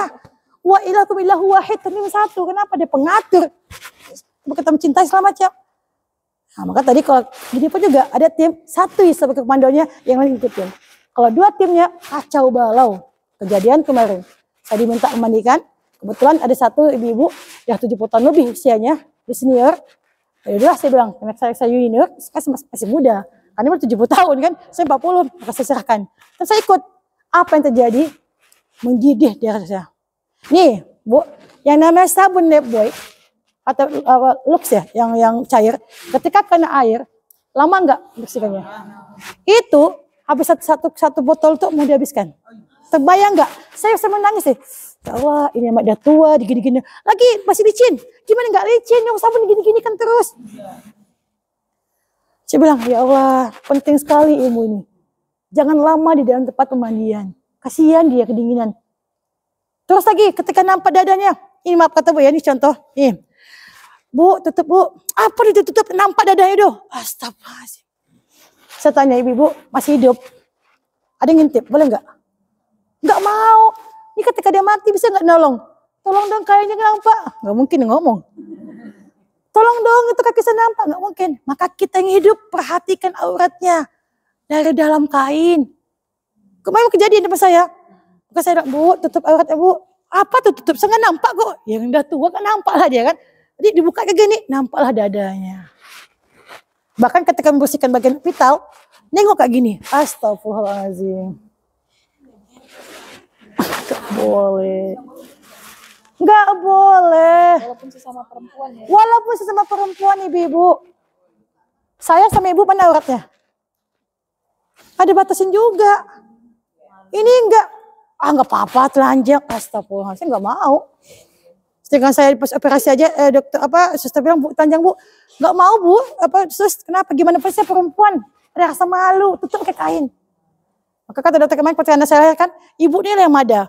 Baru buka tutup lagi. Ya iyalah. Kamu kan kayak gini aja telentang itu. Ya kan? Waktu saya enggak bisa ngapa-ngapain. Kayak gini pengalaman juga di Mesir Bu. Baru 1 hari lahiran langsung berjalan kita. Di sini 3 hari kita nggak bergerak. Maka dia bilang, kok bergerak Bu? Udah biasa kami. Pastikan enggak Bu? 3 hari kita operasikan, jangan gerak dulu, nyengik dulu. Kalau di Mesir, jangan 1 hari Bu. 5 jam, suruh pulang. Survive itu betul Bu. Pejuang gitu. Jadi ada pertanyaan tentang ini, ibu-ibu semuanya? Ya silakan. Menghadap ke kiblat di mana? Kanan kan? Berarti bawah, di atas. Ya, karena nanti kan pas di dalam kubur itu kan menghadap ke kanan. Maka kalau ibu dua-dua, nih saya tanya nih, dua-dua kayak gini nih posisinya, ya, nanti tentu bergeser, kan ke atas, ini ke bawah. Tapi kalau ini nih ke bawah aja, kan tidak mengganggu. Nih, coba, nih, ini masih hidup deh nih kayak gini nih. Coba kalau masih, gitu. Beda kalau mati itu kan nggak bisa fungsi. Kalau ini masih menahan, masih hidup gitu. Gitu. Baik, ada pertanyaan sampai saat ini?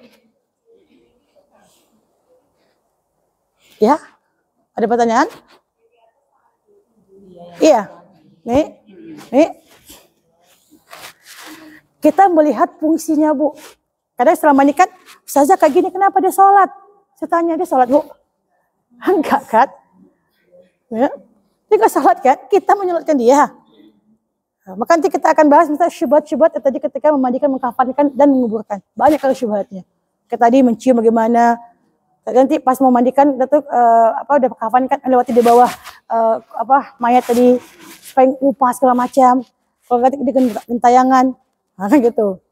Terus kalau dia mati dalam keadaan bunuh diri nanti jadi hantu. Akan kita bahas nanti. Untuk bab ini ada pertanyaan silakan. Silakan. Apakah setiap menukar posisi atau memandikan kanan apa ada doa? Sebenarnya untuk masalah doa, satu aja Bu. Ketika ibu mendatangi orang meninggal, duduk nih, badap begini kan. Maaf Bu ya, jadi mayat lagi Bu ya. Ya. Sunnahnya kita buka lah. Kan agak nampak nih, buka. Baca doa. Allahumma firlaha ibu Imel warhamha wa'afiha wa'fu'anha. Itu doa yang umum. Kalau nggak hafal juga bahasa Arabnya. Ya Allah, ampunilah semua dosa Bu Imel nih. Lapangkanlah kuburannya. Jadi karena sebagai tempat taman-taman surga. Bahasa-bahasa yang indah. Udah, tutup. Maka siapapun yang datang, ibu, doalah seperti itu. Sebab Pak, malaikat mengaminkan doa kita. Maka tadi kita sebagai sahibul bait, yang pemilik rumah, jadikan suasana, kasihan beliau. Gini, udah menang-menang gini kan, kasihan tadi. Ibu gak ngomong sih. Gitu. Malaikat mengaminkan doa kita. Maka kalau sebaik menurut semuanya, tolong bersihkan tempat tadi. Ini udah sakit udah seminggu. Dan nama sakit seminggu Bu, udah hancur adul badan kita tuh ya. Kadang situ pakaian kotor, sampah segala macam, bersihkan. Kalau emang orang ber-AC, bagus juga ber-AC. Karena sejuk gitu kan. Nah, bukan kamar juga lebih aman, tempat yang sejuk. Tempat yang panas, cepat membusukkan. Ya kan, sunatullah kan. Maka kalau ibu mandikan untuk seminggu lagi nggak apa-apa, pesan kulkas. Maka saudara-saudara kami, kawan-kawan kami yang meninggal di Mesir, minta dibawa ke Indonesia, itu kan tempatnya khusus. Berapa jam coba? Tak mungkin tak bawa kan? Maka tadi ada proses itu pun ibu-ibu disuntik dengan zat di dekat tulang itunya supaya tidak membusukkan. Dan sakitnya jangan tanya. Maka tadi kan disengaja layani baik itu dengan selembut-lembutnya. Bayangkan disuntik ke tulang belakang, otomatis semua organ tubuhnya masuk semua zat-zatnya. Ya, Kristen itu saja. Ya. Pakai disuntik juga. Saya nggak pengalaman pula, Bu. Iya. Kan orang itu sudah seminggu kan. Ya, bisa jadi. Jangankan apa namanya orang Kristen, Bu. Firaun. Saya tanya, ada yang pernah lihat Firaun, Bu? Saya kayak gini, alhamdulillah, Bu, lihat Firaun, Bu. Kelas 1 dulu tahun 2004, kami semua kawan-kawan pergi lihat Firaun, panjangnya Masya Allah ya, panjang, memang orang sana memang tinggi-tinggi. Maka kalau ibu ngelihat itu ada piramida, kan kayak gini nih. Itu kan susunan batu. Dan batunya itu, satu batu itu lebarnya berapa meter. Saya bilang, orang dulu memang besar-besar. Maka itulah besar Firaun, sebesar itu.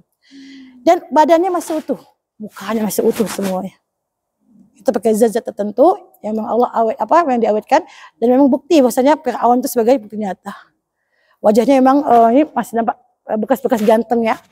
Memang ganteng bukan Mesir, Bu. Kalau Bu bilang gak ganteng, Nabi Yusuf gimana? Dari Mesir. Maka itu Nana Zulekha kan ganteng ya. Maka nampak tubuh semacam masih utuh. Kayak tadi bilang Kristen seminggu. Lebih keren lagi Firaun. 1000 tahun lebih. Ya kan? 1000 tahun lebih. Bukti bahwasanya Allah itu memberikan azab mengaku sebagai Tuhan. Tuh dia. Tapi Bu, Firaun gitu-gitu di Muslim loh, Bu. Apa Muslimnya? Dia ngaku sebesar diri. Tapi tadi kabulkan oleh Allah. Kenapa coba? Udah mau tutup air. Aku berserah ya Allah, gak ada kesempatan lagi. Lah kita alhamdulillah dikasih kesempatan, maka jangan kita seperti Firaun udah di ujung tanduk baru kita berislam. Baik, ada pertanyaan lagi? Apa namanya itu? Kadang-kadang orang untuk ilmu hitam kata diambilnya tali pocong dulu. Apa betul?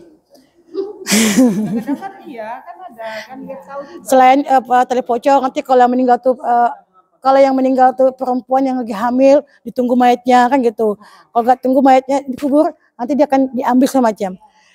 Innamal a'malu binniyat. Kalau dia dilakukan sama setan, tentu hal-hal setan diambilnya.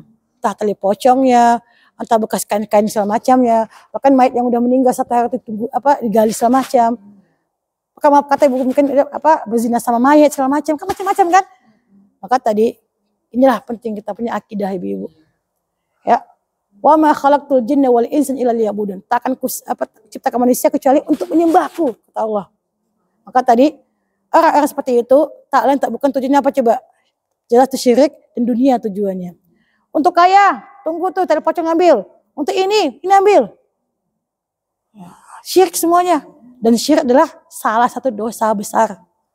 Maka orang-orang seperti itu Bunda, kasih dia pengetahuan, kasih tahu dia semacam yang kita ya udah kita udah bisa sadar. Dan kita jangan ikut-ikutan. Jangan ikut-ikutan. Kalau kita nggak dapat rezeki ibu, pertanda Allah sayang, jangan banyak kali kita dapat hisab. Sebab orang yang banyak harta, hisabnya banyak. Maka kalau kita belum dapat mobil, nggak apa-apa. Kenapa coba? Mobil itu butuh biaya nggak? Besar biayanya. Pajaknya, terus bersihkan segala macam. Saya aja punya motor kayak gini, Bu, stres juga. Lumayan juga pajak setahun kan. Belum lagi membersihkan segala macam. Ibu-ibu yang punya rumah besar, jangan merasa bangga. Kalau ada rumah ibu 1 kamar gak dipakai untuk sholat, berdosalah ibu. Ini enggak semakin banyak kata ada rumah kosong. Saya punya rumah lo di mana? Di Panam 1, di sana 1. Dihisap gak nanti nih? Dihisap. Maka kalau kita yakin Allah akan memberi kita rezeki sesuai kita butuhkan, kita nggak akan iri daripada orang lain. Sampai coba ngapain iri? Uang kita masuk ke rumah masing-masing kok, ya kan? Akan dihisap masing-masing. Justru yang sedikit belanjanya akan cepat hisapnya. Itu aja.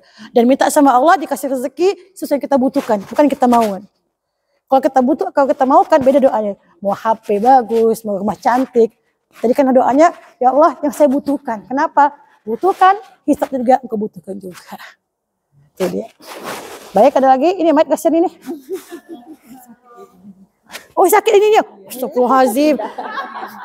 Untung tahu temannya ya Allah. Enggak bilang nggak tahu. Ya. Enggak apa-apa di kepala aja. Ya, karena kalau ke sini bisa kita lewat kan, apa tumpah. Tak sini aja lah, di sini. Dekat kepala. Karena gini Ibu, kita kalau udah meninggal itu beda tubuh kita. Kalau masih hidup, ini rambut kita masih utuh nih. Tapi kalau udah meninggal, itu kutu kalau kita masih hidup mana warnanya? Hitam. Kalau udah meninggal, kutunya warna apa? Warna putih. Kan gak berdarah lagi. Cek aja lah. Tapi jangan paksakan ngecek Bu ya. Yang ada meninggal kan, kata Ustazah tuh, coba cari jangan. Ya, kadang-kadang kita mencintai seseorang kan, ya Allah mak kita meninggal, sayang mak gitu kan. Karena ada, kok jadi putih ya? Gimana enggak kan darahnya enggak beda lagi, enggak fungsi lagi. Nah, maka tadi letakkan pengaman itu di kepala. Sebab kalau di kaki orang lewat tendang basah lagi. Kalau di kepala kan jarang lewat. Paling cuma ambil Quran, ambil gini kan di sini. Bukan berarti tempat jampi air tadi ya. Kita fungsinya apa coba? Biar binatang segala macam, biar kayak semut, kayak segala macam itu mencari tempat ini. Itu aja. Ya, makanya kalau kita punya tempat yang bagus, tempat ber-AC, sejuk, ya, terus wangi-wangi itu lebih baik lagi. Baik, tidak ada pertanyaan? Untuk membersihkan kotoran bagian itu emang perlu kita gini kan? Ya, perlu. Maka tadi kalau saat ini kita belum memandikan. Ya, kalau kita mandikan nanti belek-belek kemana-mana. Kita membersihkan sewajarnya saja. Misalkan dia kencing, dia pempes banyak, ya, atau dia semacam, langsung bersihkan situ juga. Sekitarnya aja. Nanti pas memandikan, baru betul-betul kita tegakkan, dudukkan, baru kita bersihkan. Ya, dudukkan.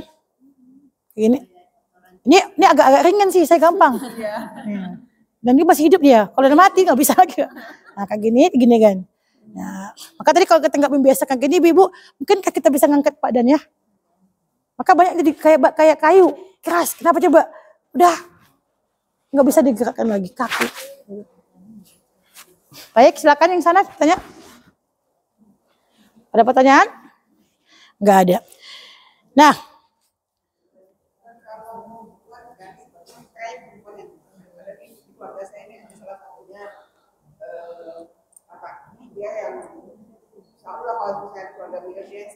mandikan. Dia selalu dia mengajak orang. Ah. Nggak boleh di rumah, nggak boleh karena dia kan bukan mau mungkin. Dia jadi marah sama jadi gak keluarga. Kalau dia juga yang ikut ya, lagi harus gini, harus gini. Kami udah bilang dengan baik-baik ya, nggak boleh kan itu ada tim dari perempuan dari jadi gimana cara biar kita dengan baik dan tidak tersinggung. Betul, itu memang apa Bunda ya, dakwah kita juga memang agak berat situ. Karena dia merasa udah terbiasa segala macam. Dan bahwa kemarin juga setahun lalu jamaah saya cerita, Umi, bapak saya meninggal. Terus yang mandikan bapak dia adalah ibu. Kaget saya. Kan saya kan di Pekanbaru nih katanya, pas pulang ke kampung perjalanan udah dimandikan, karena kan nggak menunggu kan. Saya tahu di sana yang mandikan tuh ibu-ibu semua. Bapak meninggal, ibu-ibu mandikan. Saya bilang, emang saya udah kebiasaan di sana Umi. Bayangkan ini, dia kebiasaan di sana, jadi ketika meninggal, jadi bayangkan Bu, bapak meninggal, ibu-ibu mandikan. Apa yang terjadi? Tentu aibnya, auratnya nampak semuanya. Nah, ini akan kita bahas. Baik, ini sis paket nih, memandikan segala macam sis paket. Kalau ada berita meninggal, Bunda ada yang meninggal dunia, siapa perempuan, yuk mandikan. Jangan langsung terima dulu. Jika dia meninggal dunia, cari informasi sebaik-baiknya, sebanyak-banyaknya. 1, usia berapa tahun meninggal. Kedua, sakit apa dideritanya. Kenapa coba? Kalau sakit-sakit yang menular, tentu kita harus persiapan dari kita memandikan. Ini mentang-mentang itu pahala besar sekali Bu. Ya, alokasikan bunuh segala macam besar sekali. Tapi ingat, tentu ada penanganan sebelumnya. Kemudian yang meninggal nih siapa? Perempuan. Betul perempuan. Kenapa hari ini banyak perempuan jadi-jadian? Gak bohong, emang tubuhnya perempuan, aslinya laki. Terus saya bilang, artis siapa? Dah tahu lah kita. Makan kalah kita ibu-ibu. Kalah kita. Saya udah cantik kayak gini, kalah saya. Apalagi yang Thailand, kalah kita. Lembutnya, cantiknya, tahu-tahu laki-laki. Kan ketika ada berita meninggal dunia, ya kita mandikan, mungkin dia pendatang baru gitu kan, ke komplek kita, jangan segera mandikan. Datanya harus sempurna. Betul dia muslim, muslimah, ya. Yang kedua, apa penyakit dia, berapa usia dia, biar kita penanganan. Kalau yang ada penyakit menular, kita harus siapkan celemek untuk kita. Sebab kalau kena baju kita bawa kemana-mana, pegang anak, jadi menular. Nah, jadi kita harus betul-betul perhatikan siapa yang kita mandikan. Maka berikut ini beberapa syarat jenazah yang wajib dimandikan. Nih, beberapa syarat jenazah yang wajib dimandikan. 1. Jenazah itu wajib orang Islam. Ya, kalau Islam meninggal, kita Muslim memandikan. Ya, 1 orang berislam. Kedua, ada bagian tubuhnya meski sedikit yang bisa dimandikan. Mungkin di laut segala macam. Maka ibu-ibu saya tanya, jika meninggal di laut, udah dimakan sama ikan. Terus ikan dimakan sama ibu ya. Suka makan ikan? Aman. Dimakan sama ikan. Dan tubuhnya hampir nggak bersisa. Terus ibu mandikan atau enggak? Di situ ada potong-potong bagian sebagainya. Dan kita nggak ketemu KTP-nya. Dimandikan atau enggak? Jika kasus terjadi, dimandikan. Kalau ketemunya di wilayah Muslim, kita mandikan. Kalau ketemunya di wilayah orang kafir, terserah dia. Kenapa? Nggak ada identitas. Ini enggak, kalau meninggal terlungkup kayak gini, nggak ada tuh. Yang namanya ombak balik lagi dia, ombak balik lagi gini dia, ombak balik. Nah, maka kejadian ibu-ibu tahun waktu saya kecil, ya Allah, waktu saya rumah saya kepulauan ibu-ibu, di bawah itu laut. Dia ketika satu siang main-main, ada bapak-bapak nelayan tuh bawa mayat, dan mayatnya sekali kami ke masjid ke dekat rumah saya, ya persisa, cuma celana jin setengah sampai ke bawah. Namanya kita anak kecil, ngintip nggak? Ngintip. Ini adalah pelakunya gitu kan, mengintip. Setiap siraman air berjatuhan daging-dagingnya. Ya iyalah, udah berbulan-bulan mungkin kan di lautan segala macam kan. Maka disobek celana jinnya, dan apa yang ada itu dicuci, dimandikan, dikafankan. Maka kalau ketemu di wilayah Muslim ibu, ya potongan, hanya potong aja. Mungkin tangannya aja, ya udah tangannya aja. Kakinya aja udah. Nah itu dia tadi. Jika ibu-ibu, kita ini perempuan semua ini, perempuan. Terus suatu hari nggak ada laki, ada yang meninggal satu, gorim. Apakah kita wajib mandikan? Kan sesama Muslim. Terus ibu apain? Masa kubur? Jika ada yang meninggal dunia, kewajiban kita sebagai Muslim apa? Memandikan, mengkafankan, mensalatkan, dan menguburkan. Nah, bila suatu hari kita ikut umroh di padang pasir, jauh, mati semacam. Ibu cuma satu yang perempuan, laki-laki semuanya. Meninggal ibu, dimandikan nggak? Kalau dimandikan otomatis basah. Kalau basah kelihatan auratnya. Apa nggak aib?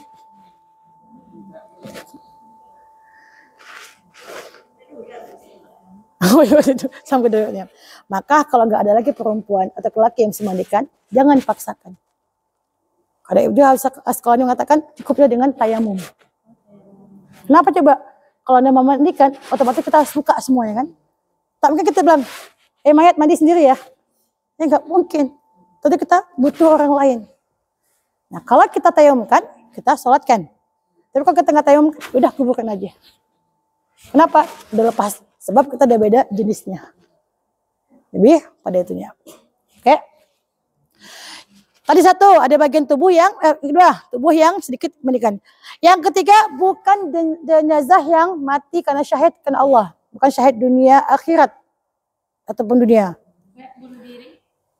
Itu bukan wajib lagi itu. Saya tanya, adakah orang bunuh diri itu syahid? Tidak ada. Kecuali bom bunuh diri untuk pembahasan Palestina, itu beda. Itu ada bab khususnya, mati dia, kenapa ribuan juta orang diselamatkan? Itu yang ceritanya. Dan itu kan jiwa-jiwa orang tertentu yang akan melakukannya. Kalau kita, no sense. Kenapa coba? Masih ada anak saya lagi. Masih ada yang lain lagi gitu kan. Jenazah bukan mati syahid, maka wajib kita mandikan. Ini mati syahidnya dunia akhirat ya. Kalau untuk akhirat kayak tadi mati tenggelam, terbakar atau tertabrak macam itu wajib dimandikan. Kalau wajib dimandikan, wajib disalatkan, wajib dikafankan, disalatkan, dan dikuburkan. Terus keempat, bukan bayi yang meninggal karena keguguran. Nah, ini dia. Maka kalau bayi itu usianya belum dikasih Allah ruh, maka tuh nggak wajib kita memandikan, cukup dikafankan, dikuburkan. Tapi kalau bayinya tuh lahir prematur sekalipun ibu, teriak dia, tanda-tanda kehidupan udah ada, maka wajib kita ketika dia meninggal, wajib kita mandikan, kita sholatkan, kita kuburkan. Tak lupa tadi kita kafankan juga ya. Ya, sebab apa coba? Hukumnya sama kayak orang dewasa. Nah, sementara syarat orang yang memandikan, nih meninggal nih, siapa yang berhak memandikan dia? Itu tadi kan pertanyaan kan, kalau beliau meninggal dunia, siapa yang berhak memandikan? Pertama, dia muslim, maka wajib kita seorang muslimah yang memandikan dia. Ibu Amir meninggal, maka saya berhak memandikan. Ya, saya berhak memandikan.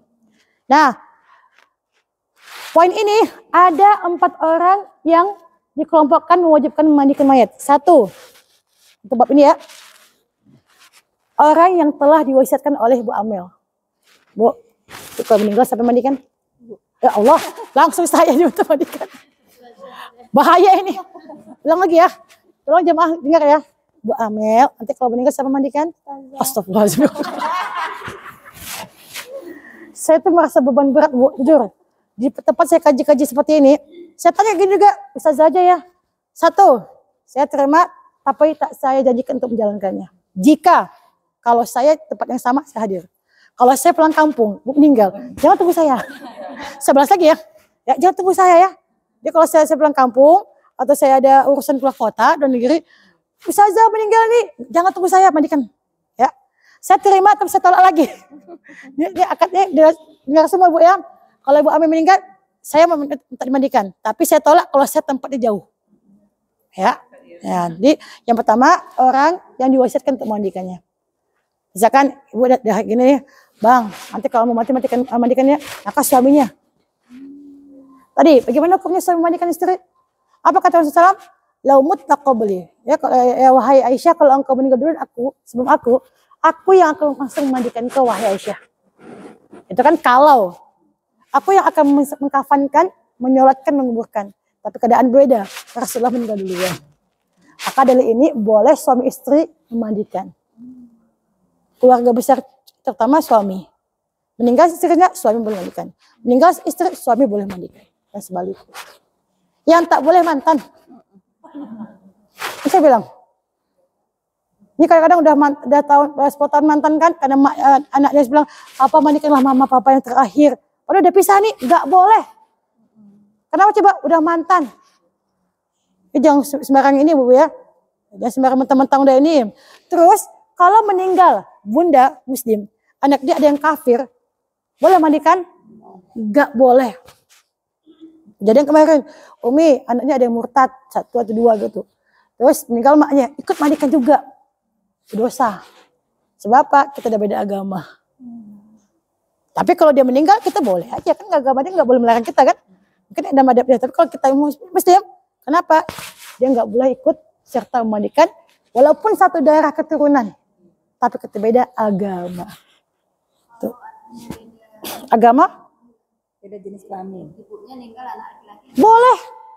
Hanya saja ibu, ada kita bagi tugas. Bagian mana yang akan dibantu. Ya. Kenapa? Bagaimanapun juga kita butuh laki-laki. Ya kalau kayak meninggal tuh kayak Ibu Amir masih langsing, gak gini, gampang saya boleh baliknya. Lah kalau kayak saya Bu, bareng kanan, Ustaz, tolong dong, ada anak laki nggak? Tolong dorong gitu kan. Nah, maka tadi ada teknik juga nanti kita, ada teknik bagaimana cara memindahkan badan kanan ke kiri, tapi kadang-kadang kan badan nggak paham, bingung kan, kadang-kadang dipaksakannya. Pada ada tekniknya, kalau enggak ya udah panggil ahli warisnya, anaknya. Nah, maka yang boleh mandikan tadi siapa? Kayak saya, kayak bunda mati, meninggal, kita perempuan, tentu saya ibunya, saudara semacam. Terus apa lagi kayak laki, suaminya. bapaknya. Ya, yang mahramnya, bapaknya, adiknya boleh. Tentu lagi-lagi tolonglah kasih bagian-bagian yang wajar saja. Mentang-mentang ada situ adik kakaknya, abangnya, otak bagian ini jangan. Kita punya adik dia, dek kaki ya, gitu. Apa bapaknya kepala bang ya, kepala, ini rambutnya. Nah, kita sebagai perempuan bagian ini lah kita ambil. Karena bagaimana juga tetap aurat. Nah, ada pertanyaan lagi? Ya.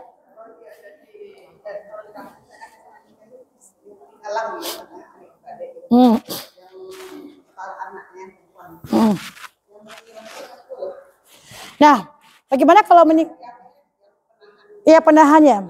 Sekarang gini Ibu, kita udah masuk jauh nih ya, karena tadi saya baru membahas masalah ini ya, memang penasaran betul Mbak ya.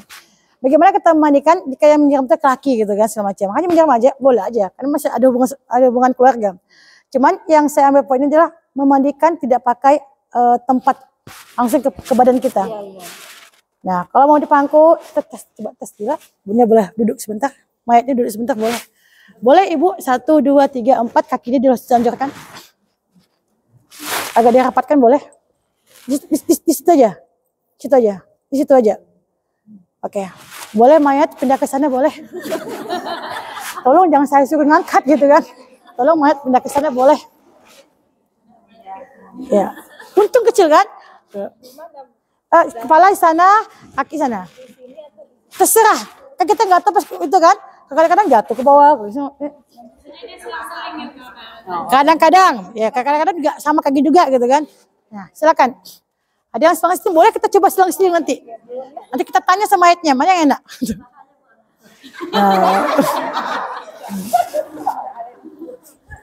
Nah, kayak gini.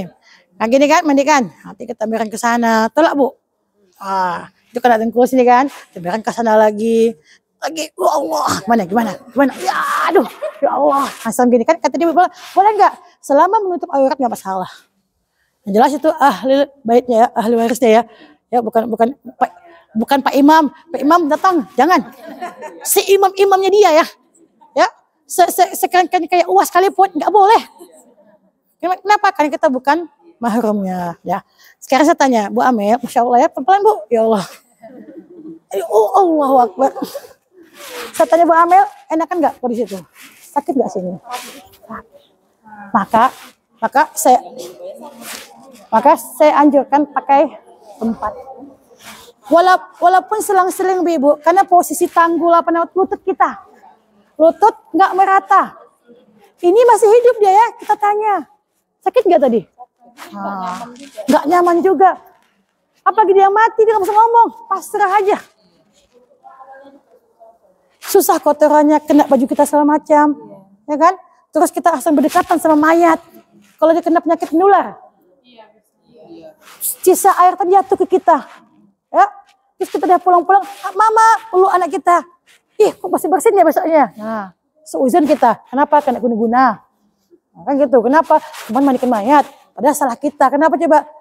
Ada proses yang kita lewati. Jangan sampai kena ke kita. Oh, baik, lagi. Ya. Oh, maaf nih pancarnya. Nah. Jadi Bu Amel bisa memilih ya. Jadi kalau meninggal nanti dimandikan di atas langsung keranda atau di atas saudara tadi. Pilih yang mana? Keranda. Keranda. Kita ya. Tradisi ya. Sama Bu, kalau kasih juga. Pas mak saya meninggal, ayah kakinya. Saya sebagai anak bungsu nggak bisa nolak. Kenapa coba? Sekian saya nggak bisa nolak juga saya. Ya udah. Cuma saya bilang kalau saya meninggal saya mau kayak gitu. Saya baca kakak saya tidak mau, kenapa? Sakit. Maka tadi orang yang melawan atau tidak punya pendapat suruh dia kayak gitu. Rasa nggak? Nah, karena kita coba ikut ada istiadat, kebiasaan memuliakan. Betul saya bilang memuliakan, tapi ada cara lain bisa memuliakan. Bukankah lebih cepat kita pakai keranda? Selesai. Kalau gitu angkat kanan, angkat kiri, belok lagi, gini lagi. Betapa lamanya. Ya, itu masya udah pengalaman kan. Cuma yang jelas saya kalau meninggal saya nggak mau kayak gitu kan. Jujur saya bilang, kenapa coba? Sakit. Apakah saya itu gemuk-gemuk Ibu ya? Kena tulang sini, terasa sini, nggak sini, saya nggak mau. Kenapa coba? Mayat itu harus dibuat selembut-lembut mungkin. Nah, itu dia. Tadi orang yang sudah diwasiatkan. Yang kedua, orang yang memiliki hubungan baik dengan jenazah, terutama kerabatnya. Ya. Maka kalau ibu meninggal gini, wasiatkan ke keluarga. Bang, nanti kalau saya meninggal, abang mandikan, mama keluarga dekat. Sebab gimana pun juga ibu, keluarga lebih baik lagi. Saya tanya ibu kenal sama Pak Soeharto? Sekali lagi tanya, kenal sama Pak Soeharto? Kenal lah kita. Siapa istrinya? Ibu Tin. Meninggal kapan? Dulu. Kenapa meninggalnya? Ditembak. Kok tahu? Tahu dari mana? Berita dari mana? Media TV. Media TV. Apa katanya? Saya ingat betul ibu. Itu sama si MTS saya. Meninggal Bu Tin karena tertembak. Kata yang memandikan jenazah.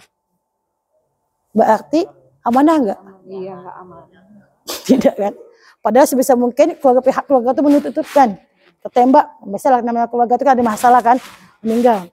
Nah, seharusnya kita keluarga juga mandikan, tutup selamatnya kelihatan, tapi kata yang memandikan. Mungkinkah mak kita meninggal, kita buka aib, tadi mak saya meninggal atau enggak? Pendarahan di mana-mana. Enggak mungkin, kenapa? Dia mak kita. Tapi kada orang lain, kita benci lagi sama dia kan? Tadi saya mandikan, pendarahan di mana-mana. Umur menjadi kenyataan, jadi fitnah sama. Maka tadi ya orang yang mandikan adalah sebaiknya kita. Kalau meninggal mak kita. Maka ibu-ibu ketika ada tukang mandi itu bukan profesi, kita hanya membantu. Kalau profesi betapa banyak doa mereka. Contoh hari ini gak dimandikan, gak ada rezeki. Saya doakan ya Allah banyak mati. Kenapa banyak mandikan? Ya kan? Sebagai ajang untuk bisnis kan? Jangan. Kita memandikan, maka ibu-ibu juga tolong layani, tolong baik-baik sama orang yang memandikan. Sebab apa? Kita tak mampu, dia punya ilmu, tolong hargai dia. Walaupun kita nggak mampu pakai duit, Bu, terima kasih lah. Ini kebanyakan kadang, itu tukang mandikan. Banyak kejadian. Seolah-olah tukang mandi itu profesi. Dan saya terjadi di masyarakat kayak gitu kejadiannya. Oh Ustazah mandikan ya? Ibu siapa? Maknya ikut. Saya cuman mengajarkan. Terutama bagian bawah, tengahnya. Ini enggak, maknya meninggal, enggak bisa, takut. Dulu makmu waktu masih muda mandikan kamu gampang. Sekarang makmu meninggal, kamu enggak ngurus. Betapa zalimnya kita sebagai anak. Jadi ibu yang tukang memandikan itu masya Allah membantu. Sebab apa? Pahalanya luar biasa sekali. Karena kita enggak sempat belajar atau ilmunya dan dia tahu, tolong hormati dia. Kalaupun ada rezeki, kasihlah duit semacam. Walaupun tidak seberapa kan. Kenapa coba memandikan orang mati itu nggak gampang? Kenapa coba takut bergerak Ustazah? Kalau bergerak bangun lagi dia. Tanya aja Ustazah nggak mau mandi kenapa? Takut bergerak. Kalau dia bergerak, masuk ambulan, masuk rumah sakit, besar kesempatan terhidup itu. Tuh, dah. Kemudian orang yang berilmu yang ditunjuk oleh keluarga, kata jangan sembarangan. Meninggal, si anu jangan. Betul-betul kita paham. Ustazah anu dia bisa mandikan loh, tolong. Maka mudah-mudahan kenapa saya semangat ketika kajian ini, insya Allah akan lahir kader-kader yang memandikan jenazah. Meninggal anggota Musats, udah ada tim-timnya. Jangan lagi meninggal ini, siapa ya bisa mandikan? Gak perlu lagi, kenapa? Kita aja mandikan. Sebab jadi saudara kita, anggota kita, kan kita yang berhak. Kalaupun ada aib semacam, kita yang tahu. Ini enggak, ada meninggal, panggil sana. Tersebar. Nah itu dia. Kemudian tentu orang-orang yang soleh atau soleh yang memandikannya. Kenapa? Kalau orang soleh dan soleha tentu dia bisa menutup mulut, tidak mengumumkan aib. Apapun terjadi ketika memandikan tidak akan mengatakan apapun cerita. Maka ibu-ibu ketika mandikan, selesai tuh seolah kayak orang buta, kayak orang tuli. Ini enggak. Tadi agak keras ya. Iya. Kayaknya banyak utang tuh. Jangan. Kenapa? Kita nggak tahu keadaan kita mati bagaimana juga. Yang jelas, sebaik-baiknya ketika meninggal segeralah dimandikan. Kapan semacam. Sebaiknya jangan lama-lama. Ibu berapa lama kemarin?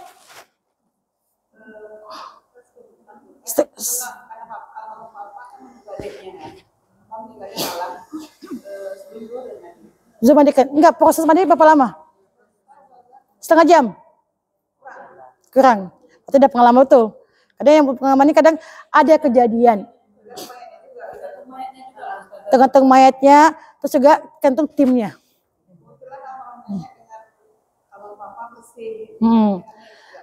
Dan juga tergantung timnya. Kalau timnya masih bingung ngapain kan? Apa lagi tapi kalau tim terbiasa, selesai. Maka saya bilang kalau saya minta kalau bisa, masya Allah ya, dari Musad sendiri ada tim memandikan jenazah. Kenapa coba? Kalau sekali 2 kali belajarlah, masih terbiasa. Tapi kalau sering sebentar gitu. Saya ada mau kajian Jumat beberapa yang lalu. Mau udah pakai baju, mau pergi pengajian. Datang jamaah. Umi ada yang meninggal. Kapan? Sekarang mandikan. Bayangkan, tak sampai sejam lagi saya pengajian. Sekarang mandikan ya. Ya udah. Tak sampai itu kata Ibu. Yang jelas, yang tim itu ikuti kata saya. Ikut kata saya, kita segera. Udah mandikan, udah masa bersih sama macam, kita kapan selesai? Saya pergi saya. Kalau kita udah punya tim. Ataupun setidaknya kita tahu apa yang kita kerjakan. Tapi kalau masih kira-kira ya, udah lama itu. Terus, kayak tadi saya bilang, kenapa kelamaan tadi mudah matikan yang tadi hampir sejam?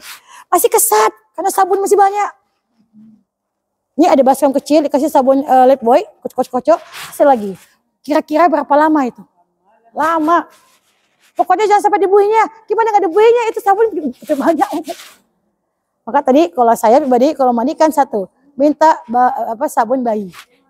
Sabun bayi itu lebih sensitif dan bagus untuk kulit. Ini enggak kenyataannya di masyarakat apa? Sabun colek. Ada apa nah? Sabun sebat tangan. Saya tanya, Ibu samponya apa? Benar, ini benar. Sampo apa? Sunsilk. Mau enggak ketika Ibu meninggal nanti sabun colek saya kasih kepala Ibu? Enggak mau. Kakak mau. Ya. Enggak apa-apa itu kepalanya. Enggak. Maka saya kalau mandikan, tolong periksa di WC-nya ada sampo enggak? Keluarkan samponya. Kenapa coba? Pakailah yang pakai. Ya. Angka baiknya pakai sabun sidir apa? Bidara segala macam bagus juga kan. Cuma kan kadang-kadang susah. Ya udah. Jangan sampo sabun yang keras. Karena kulit kita sensitif. Tuh. Ya. Air jeruk, air bunga gitu. Masya Allah Bun ya. Ini saya belum bahas masa itu sebenarnya. Ini mana tadi ini kan? Ini masa ini. Yang jelas untuk masalah air, satu. Memandikan jenazah itu wajibnya adalah meratakan air dari kepala sampai ke kaki. Itu wajibnya. Maka kalau air pakai air jeruk, air kapur sirih segala macam, sejenisnya itu sunnahnya aja. Yang jelas meratakan air kepala sampai ke kaki. Mau Ibu siram kayak gini boleh, mau Ibu tarik kepalanya letakkan dalam celup air boleh juga. Cuman zalim kita kan. Yang jelas kan ya, tampung itu prosesnya. Prosesnya jangan langsung ke mukanya. Tampunglah, kenapa? Dia tak bisa menahan. Maka ibu-ibu, kenapa ketika kita mengkafankan itu beda ukurannya? Air kita semprot kayak gini, masuk ke hidungnya. Kapan keluarnya? Mengendap dalam perut. Mau lambung, kembung. Maka ketika udah kita mandikan, pas kapan kan udah ukur nih. Kok nggak muat ya? Muat ya? Maka tadi lebarkan lagi.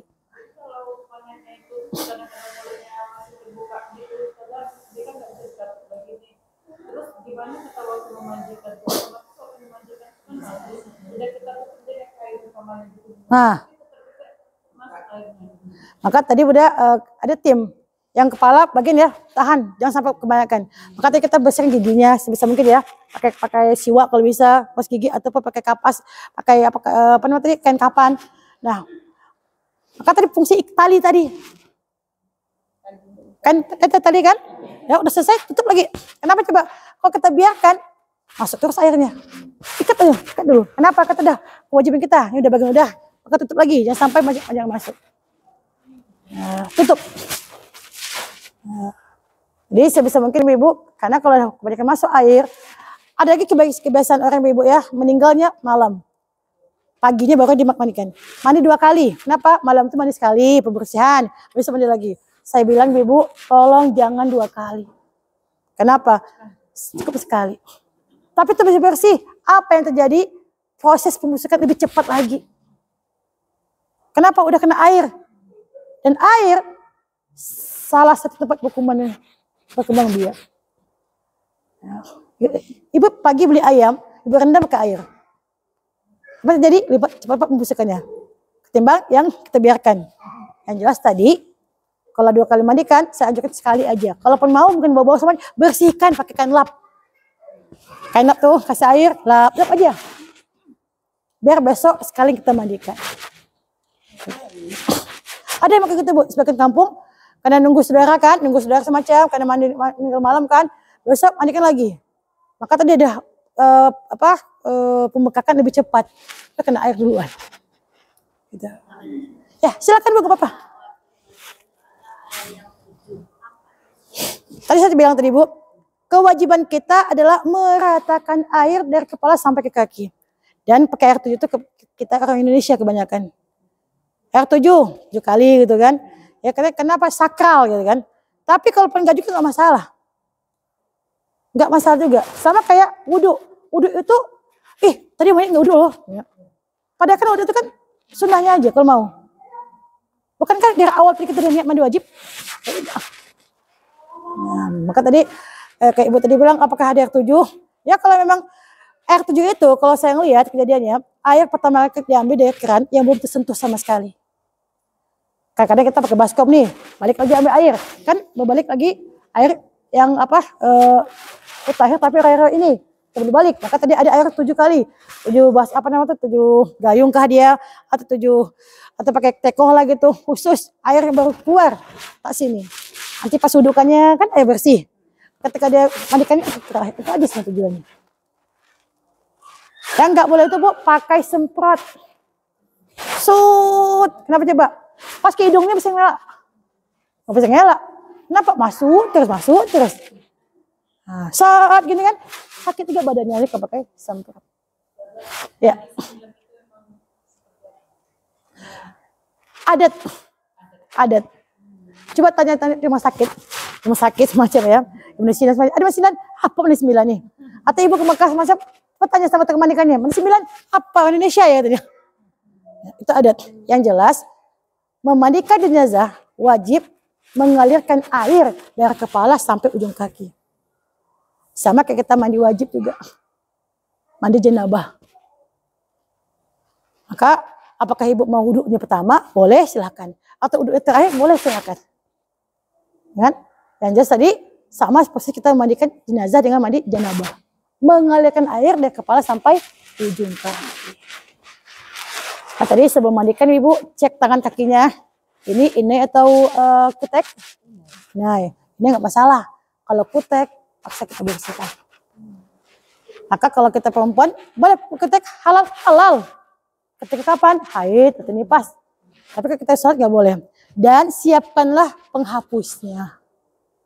Maka kalau Ibu beli kutek, sekalian beli penghapusnya. Betapa kasihannya kemandikannya. Kaki tangan kutek. Satu-satu. Menyusahkan nggak?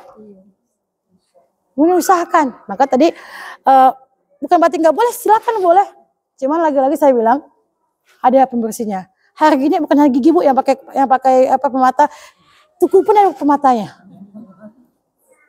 Pengajak masa ngisi kajian, maka ibu-ibu yang tangan pakai pemata memang banyak rupanya. Di Majar ini pematanya. Kayak kali orangnya. Tidak hanya di ini gigi, tangan pun ada pemata juga. Maka tadi kita boleh passion segala macam, tapi ingat juga kematian, usahakan kemana kita pergi, bawalah itunya. Dia tidak menyusahkan orang yang memandikan.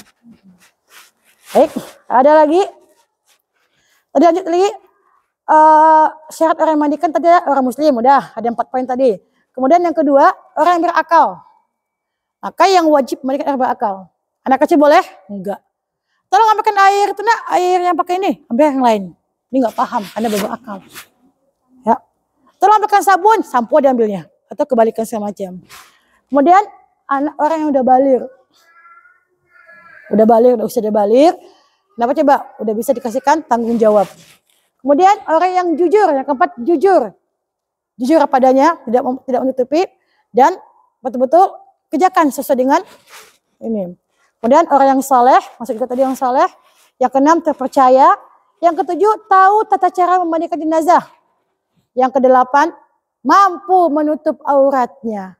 Maka kalau memandikan itu Bunda, tolong jangan cari tim yang comberan mulutnya, melatah, mulutnya. Dengar sebelah kan? Ada apa Bu? Namanya kita mandikan, keadaan kita nggak tahu. Ya, kita nggak tahu keadaannya. Bisa jadi pas mandikan itu ada pendarahan. Maka ibu, kenapa tadi saya bilang ketika ada meninggal jangan langsung mandikan, tanya dia sakit apa? Sakit diabetes, berarti pakai perban dia. Pakai perban, kalau kita perban tarik sakitan dia, siram dulu. Siram, kita kerjakan yang lainnya. Karena kalau kita tarik langsung Bu, kesakitan. Udah agak lembut, kena air, kita buka kopek pelan-pelan, bersihkan pelan-pelan. Ini enggak balas dendam karena mati kan? Jangan saya bilang. Nanti kita kena juga imbasnya. Baik. Itu aja syarat orang memandikannya. Ada pertanyaan lagi?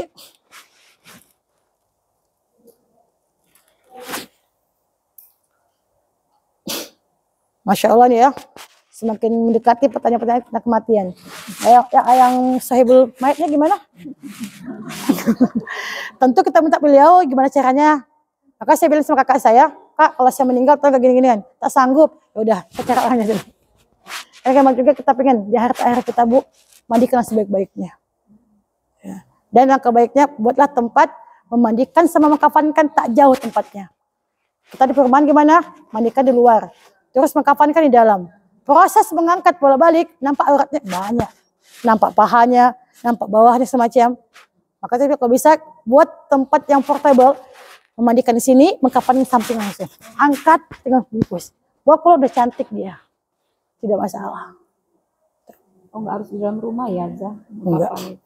Memandikan jenazah juga harus tempat yang tertutup. Tak langsung terbuka alat matahari. Melihat langit, tutuplah. Kanan kiri tutup. Anak kecil usir. Kecuali memang keluarga pihak yang betul-betul pengen ini. Bukan ditontonkan. Tapi betul-betul kita sakral. Maka ketika memandikan segala macam, berdoalah. Allahumma firlaha warhamha. Ya Allah, yang tangan ini dulu membantu kami, mengurus kami, memasukkan makanan, mencubai kami, ampunilah tangannya. Yang mata ini dulu, yang mulut ini mengajarkan kami. Doa. Sebab apa coba? Setelah malaikat sedang mengaminkan doa-doa kita. Baik, ada pertanyaan lagi? Masya Allah. Ini udah jam 11 ini Bu, gimana dong? Saya akan lanjutkan. Udah sampai sini aja? Masih penasaran? Besok kita memandikan apa? Besok ada tempat mandi nggak? Nggak ada tempat keranda sini? Oh nggak ada. Terpaksa lah kalau nggak ada sini aja kita mandikan ya. Kalau gayungnya satu sini yang bersih. Enggak, kalau saya sih biasanya kalau memandikan tuh nanti beda Bu. Kalau kita hanya peraga kayak gini aja itu beda. Tapi kalau kita peraga langsung memandikan, kapan akan kiri, kapan kena nampak auratnya, kapan kenapa kita pakai kain kayak gini? Bukan kain putih. Kain putih kena air, nampak semua auratnya.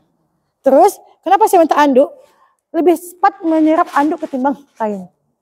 Maka tadi kita kalau bisa punya komplek dalam tempat wadah kain kapan, plus dengan handuk yang bersih. Lebih dari 1, 2 lah. Karena kepala kita rambut panjang. Nanti pas kita kapankan, kok basah-basah. Kita juga. Apa-apa pakai dryer, kalau memungkinkan nggak apa-apa. Kita salon di dalam itu kan, sis. Kenapa biar kering gitu kan? Nah, boleh kita kasih celak? Boleh. Lipstick? Boleh. Terus skincare boleh? Itu nggak boleh tuh. Kalau bedak-bedak putih biasa. Lipstick boleh? Jangan. Mau kemana dia? Saya sekedar aja lah. Bedak putih, anak bayi gitu kan.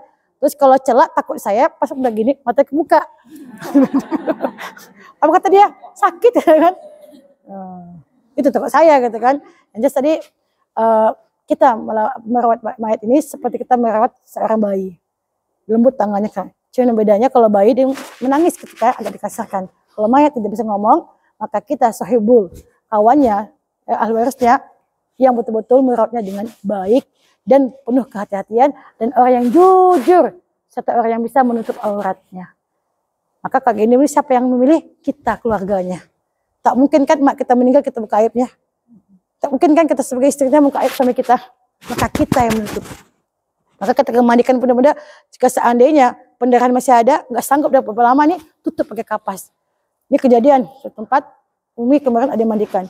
Pendarahan, dicongkel lagi tempat bawahnya lagi. Sampai betul-betul. Yang nama pendarahan kan tak akan berhenti. Berarti tadi bunda, kalau kita tahu tanda kematian 3 hari sebelum meninggal, nah nampak nih, kita kurangkan makan gitu. Tapi kadang orang kita nggak sadar. Ya udah, tanggung jawab kita membersihkan semampu kita. Saatnya kita udah yakin udah bersih nih, udah kapan kan? Ada tai nih, mandi lagi? Nggak perlu. Kenapa? Maka tadi ketika kayak gini kejadiannya, kapasnya banyakkan di daerah situ. Kalau kapasnya dibanyakan, perut ngelembung, bukankah semakin gede? Maka tadi ukuran kain juga kita lebihkan. Posisi kain pun kita lebihkan. Khawatir cuma setengah aja ditutup, maka betul-betul tertutup. Nah itu kejadian, karena teorinya mantap, meninggal baik gitu kan, semacam. Terus bagaimana kalau meninggal yang kecelakaan, yang otaknya nggak ada lagi, atau otaknya kakak adik meninggal, otaknya udah keluar, tahu-taunya pas mandikan nggak tahu otak mana satu dimasukin nih. Kejadian, Ustazah ada yang meninggal 2 orang, terus karena meninggal itu sekali 2, maka 2 mayat nih mandikan. Ada otaknya, saya bingung otak siapa dimasukkan. Maka tadi ibu kan kita nggak bisa memilih mayat mana yang kita mandikan. Ada yang mandi yang bagus, alhamdulillah. Maka tadi kalau sebisa mungkin rumah sakit yang gitu, kan mereka paham. Cuma kalau di rumah kejadiannya, tapi kita tahu lah, semampu kita. Otaknya ada, masukin aja. Coba, itu yang kita mampu. Tentu pakai kapas yang banyak. Sebab apa? Mengalir darah yang banyak. Nih, pendarahan perutnya, apa yang baru meninggal, kita melahirkan, perbanyaklah kapas di bagian bawah. Ya. Boleh duduk kesian ya.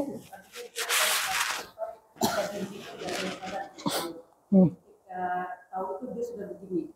Dia dalam posisi hamilnya mau melahirkan.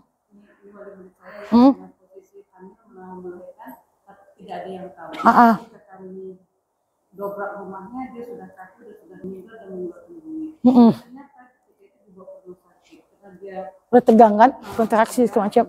Terus akhirnya itu oleh rumah sakit itu dikasih air panas untuk melembut ini. Ini baru tahu saya fungsi ya. Untuk melembutkan itu dengan air panas juga supaya ini bisa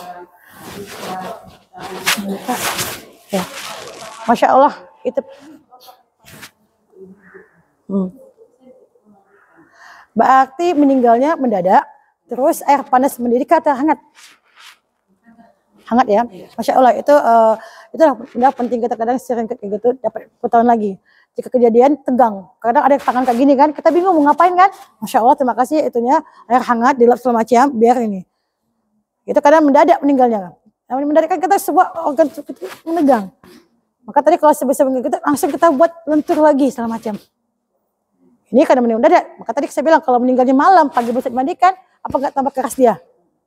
Maka kita rawat. Maka boleh kita lap pakai air hangat kan gitu, biar melembut-lembutkan sendi-sendinya. Terima kasih Bunda.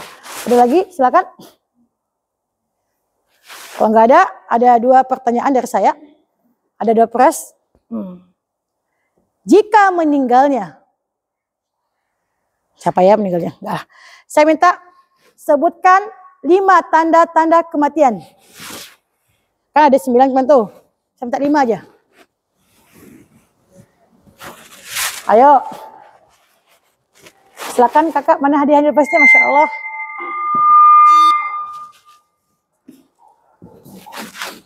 Aduh, langsung buka buku lagi. Silakan. Yang pertama itu akal terbakar. Yang pertama ada kakinya terpaku. Yang kedua kukunya menggigil. Menggigil atau berdenyut? Kalau gitu tangan, kalau ini berdenyut.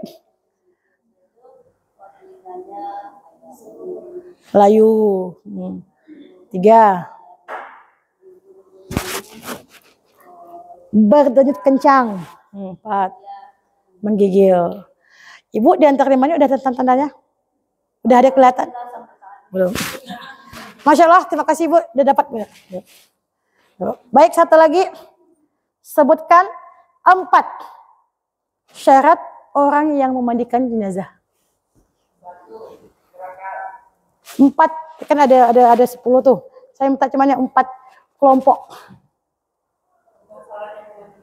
Ya, kan orang Muslim satu. Bagian Muslim ini ada 4 kelompok. Kan? Bukan. Untuk poin muslim aja ada 4 yang saya bilang tadi. Nah itu dia. Siapa yang menjawab nih? Aduh. Ya, 1. Kedua. Ketiga. Yang keempat. Masya Allah itu. Masya Allah. Jadi untuk orang ini aja itu ada 4 kelompok lagi kita bahas. Ya kan? Jadi yang diwasiatkan, yang betul ditunjuk keluarga, orang yang soleh, yang tahu ilmunya. Orangnya aja baru. Maka tadi ciri-ciri besar ada lagi gitu ya. Baik, alhamdulillah ibu-ibu. Dari antusias pertanyaan itu menunjukkan bahwasanya ilmu ini sangat penting. Betul, banyak yang udah belajar, tapi kita harus mengulang kaji. Sebab apa coba? Karena setiap hari meninggal. Karena kita lupa segala macam. Maka tadi kita udah punya ilmu seperti ini. Kalau ada yang meninggal dunia, tak usah orang lain yang akan mengurusnya, kita dulu. Udah cantik, udah rapi di rumah, baru kita informasi yang keluar. Panggil tetangga, panggil masyarakat, umumkan segala macam, segala macam. Tapi kalau masih mau meninggal, dia teriak-teriak, nggak ada fungsinya. Ya, ini enggak, udah meninggal, teriak menangis, tak selesaikan masalah. Maka tadi meninggal itu artinya apa? Perpindahan alam dari alam dunia ke alam kubur. Intinya apa? Bertemu sama Allah. Hanya saja kenapa kita takut mati? Karena kita belum siap pulang kampung. Bekal yang kita bawa banyak. Tapi kalau bekal banyak, tentu kita pulang. Maka tadi membuat kita takut masa kematiannya seram saja, sebab kita masih terlena dengan dunia. Itu sebenarnya. Yang jelas ibu, kullu nafsin dha'iqatul maut. Setiap nyawa pasti mati. Dan kata Rasulullah, orang yang pintar itu bukan karena ilmu agamanya bagus, bukan karena pintar semacam ini enggak. Orang pintar adalah orang yang menyiapkan kematiannya. Mudah-mudahan kita salah satunya menyiapkan dengan belajar seperti ini, persiapan untuk kita pribadi, orang tua segala macam, dan apa yang akan kita bawa pulang. Itu yang harus penting kita pegang. Demikian dari saya ibu, insya Allah ahad depan kita langsung praktek. Karena tidak bagian kita udah bahas orang-orang yang memandikan segala macam, kain kafan langsung kita praktek. Dan besok selain kita praktek juga silakan kumpulkan pertanyaan-pertanyaan tentang syubhat, mengkafankan, memandikan segala macam. Kayak tadi air 7 kali, 9 kali segala macam. Terus kapur barus apakah harus hancurkan atau gimana. Terus ketika dia memandikan kapan kan. Terus kain kapan itu haruskah warna putih. Terus perempuan haruskah 7 lapis atau 5 lapis atau cukup cuma 1 lapis. Dan kain tali pocong itu berapa helai? Bunda berapa helai? 5. Padahal nggak bisa 5. 1 kalau cukup nggak masalah. Kayak kita mengikat lemper. Cuman kalau kita biasa ini susah mengikatnya. Maka kalau cukup 5 silakan. Kalau cukup 3 silakan. Kalau cukup 7 nggak apa-apa, lebih baik lagi. Maka jangan jadi kepatokan. Kata misalnya cuma 1 atau 5. Lihat keadaan mayatnya. Kenapa? Itu praktek yang sifatnya lihat keadaan.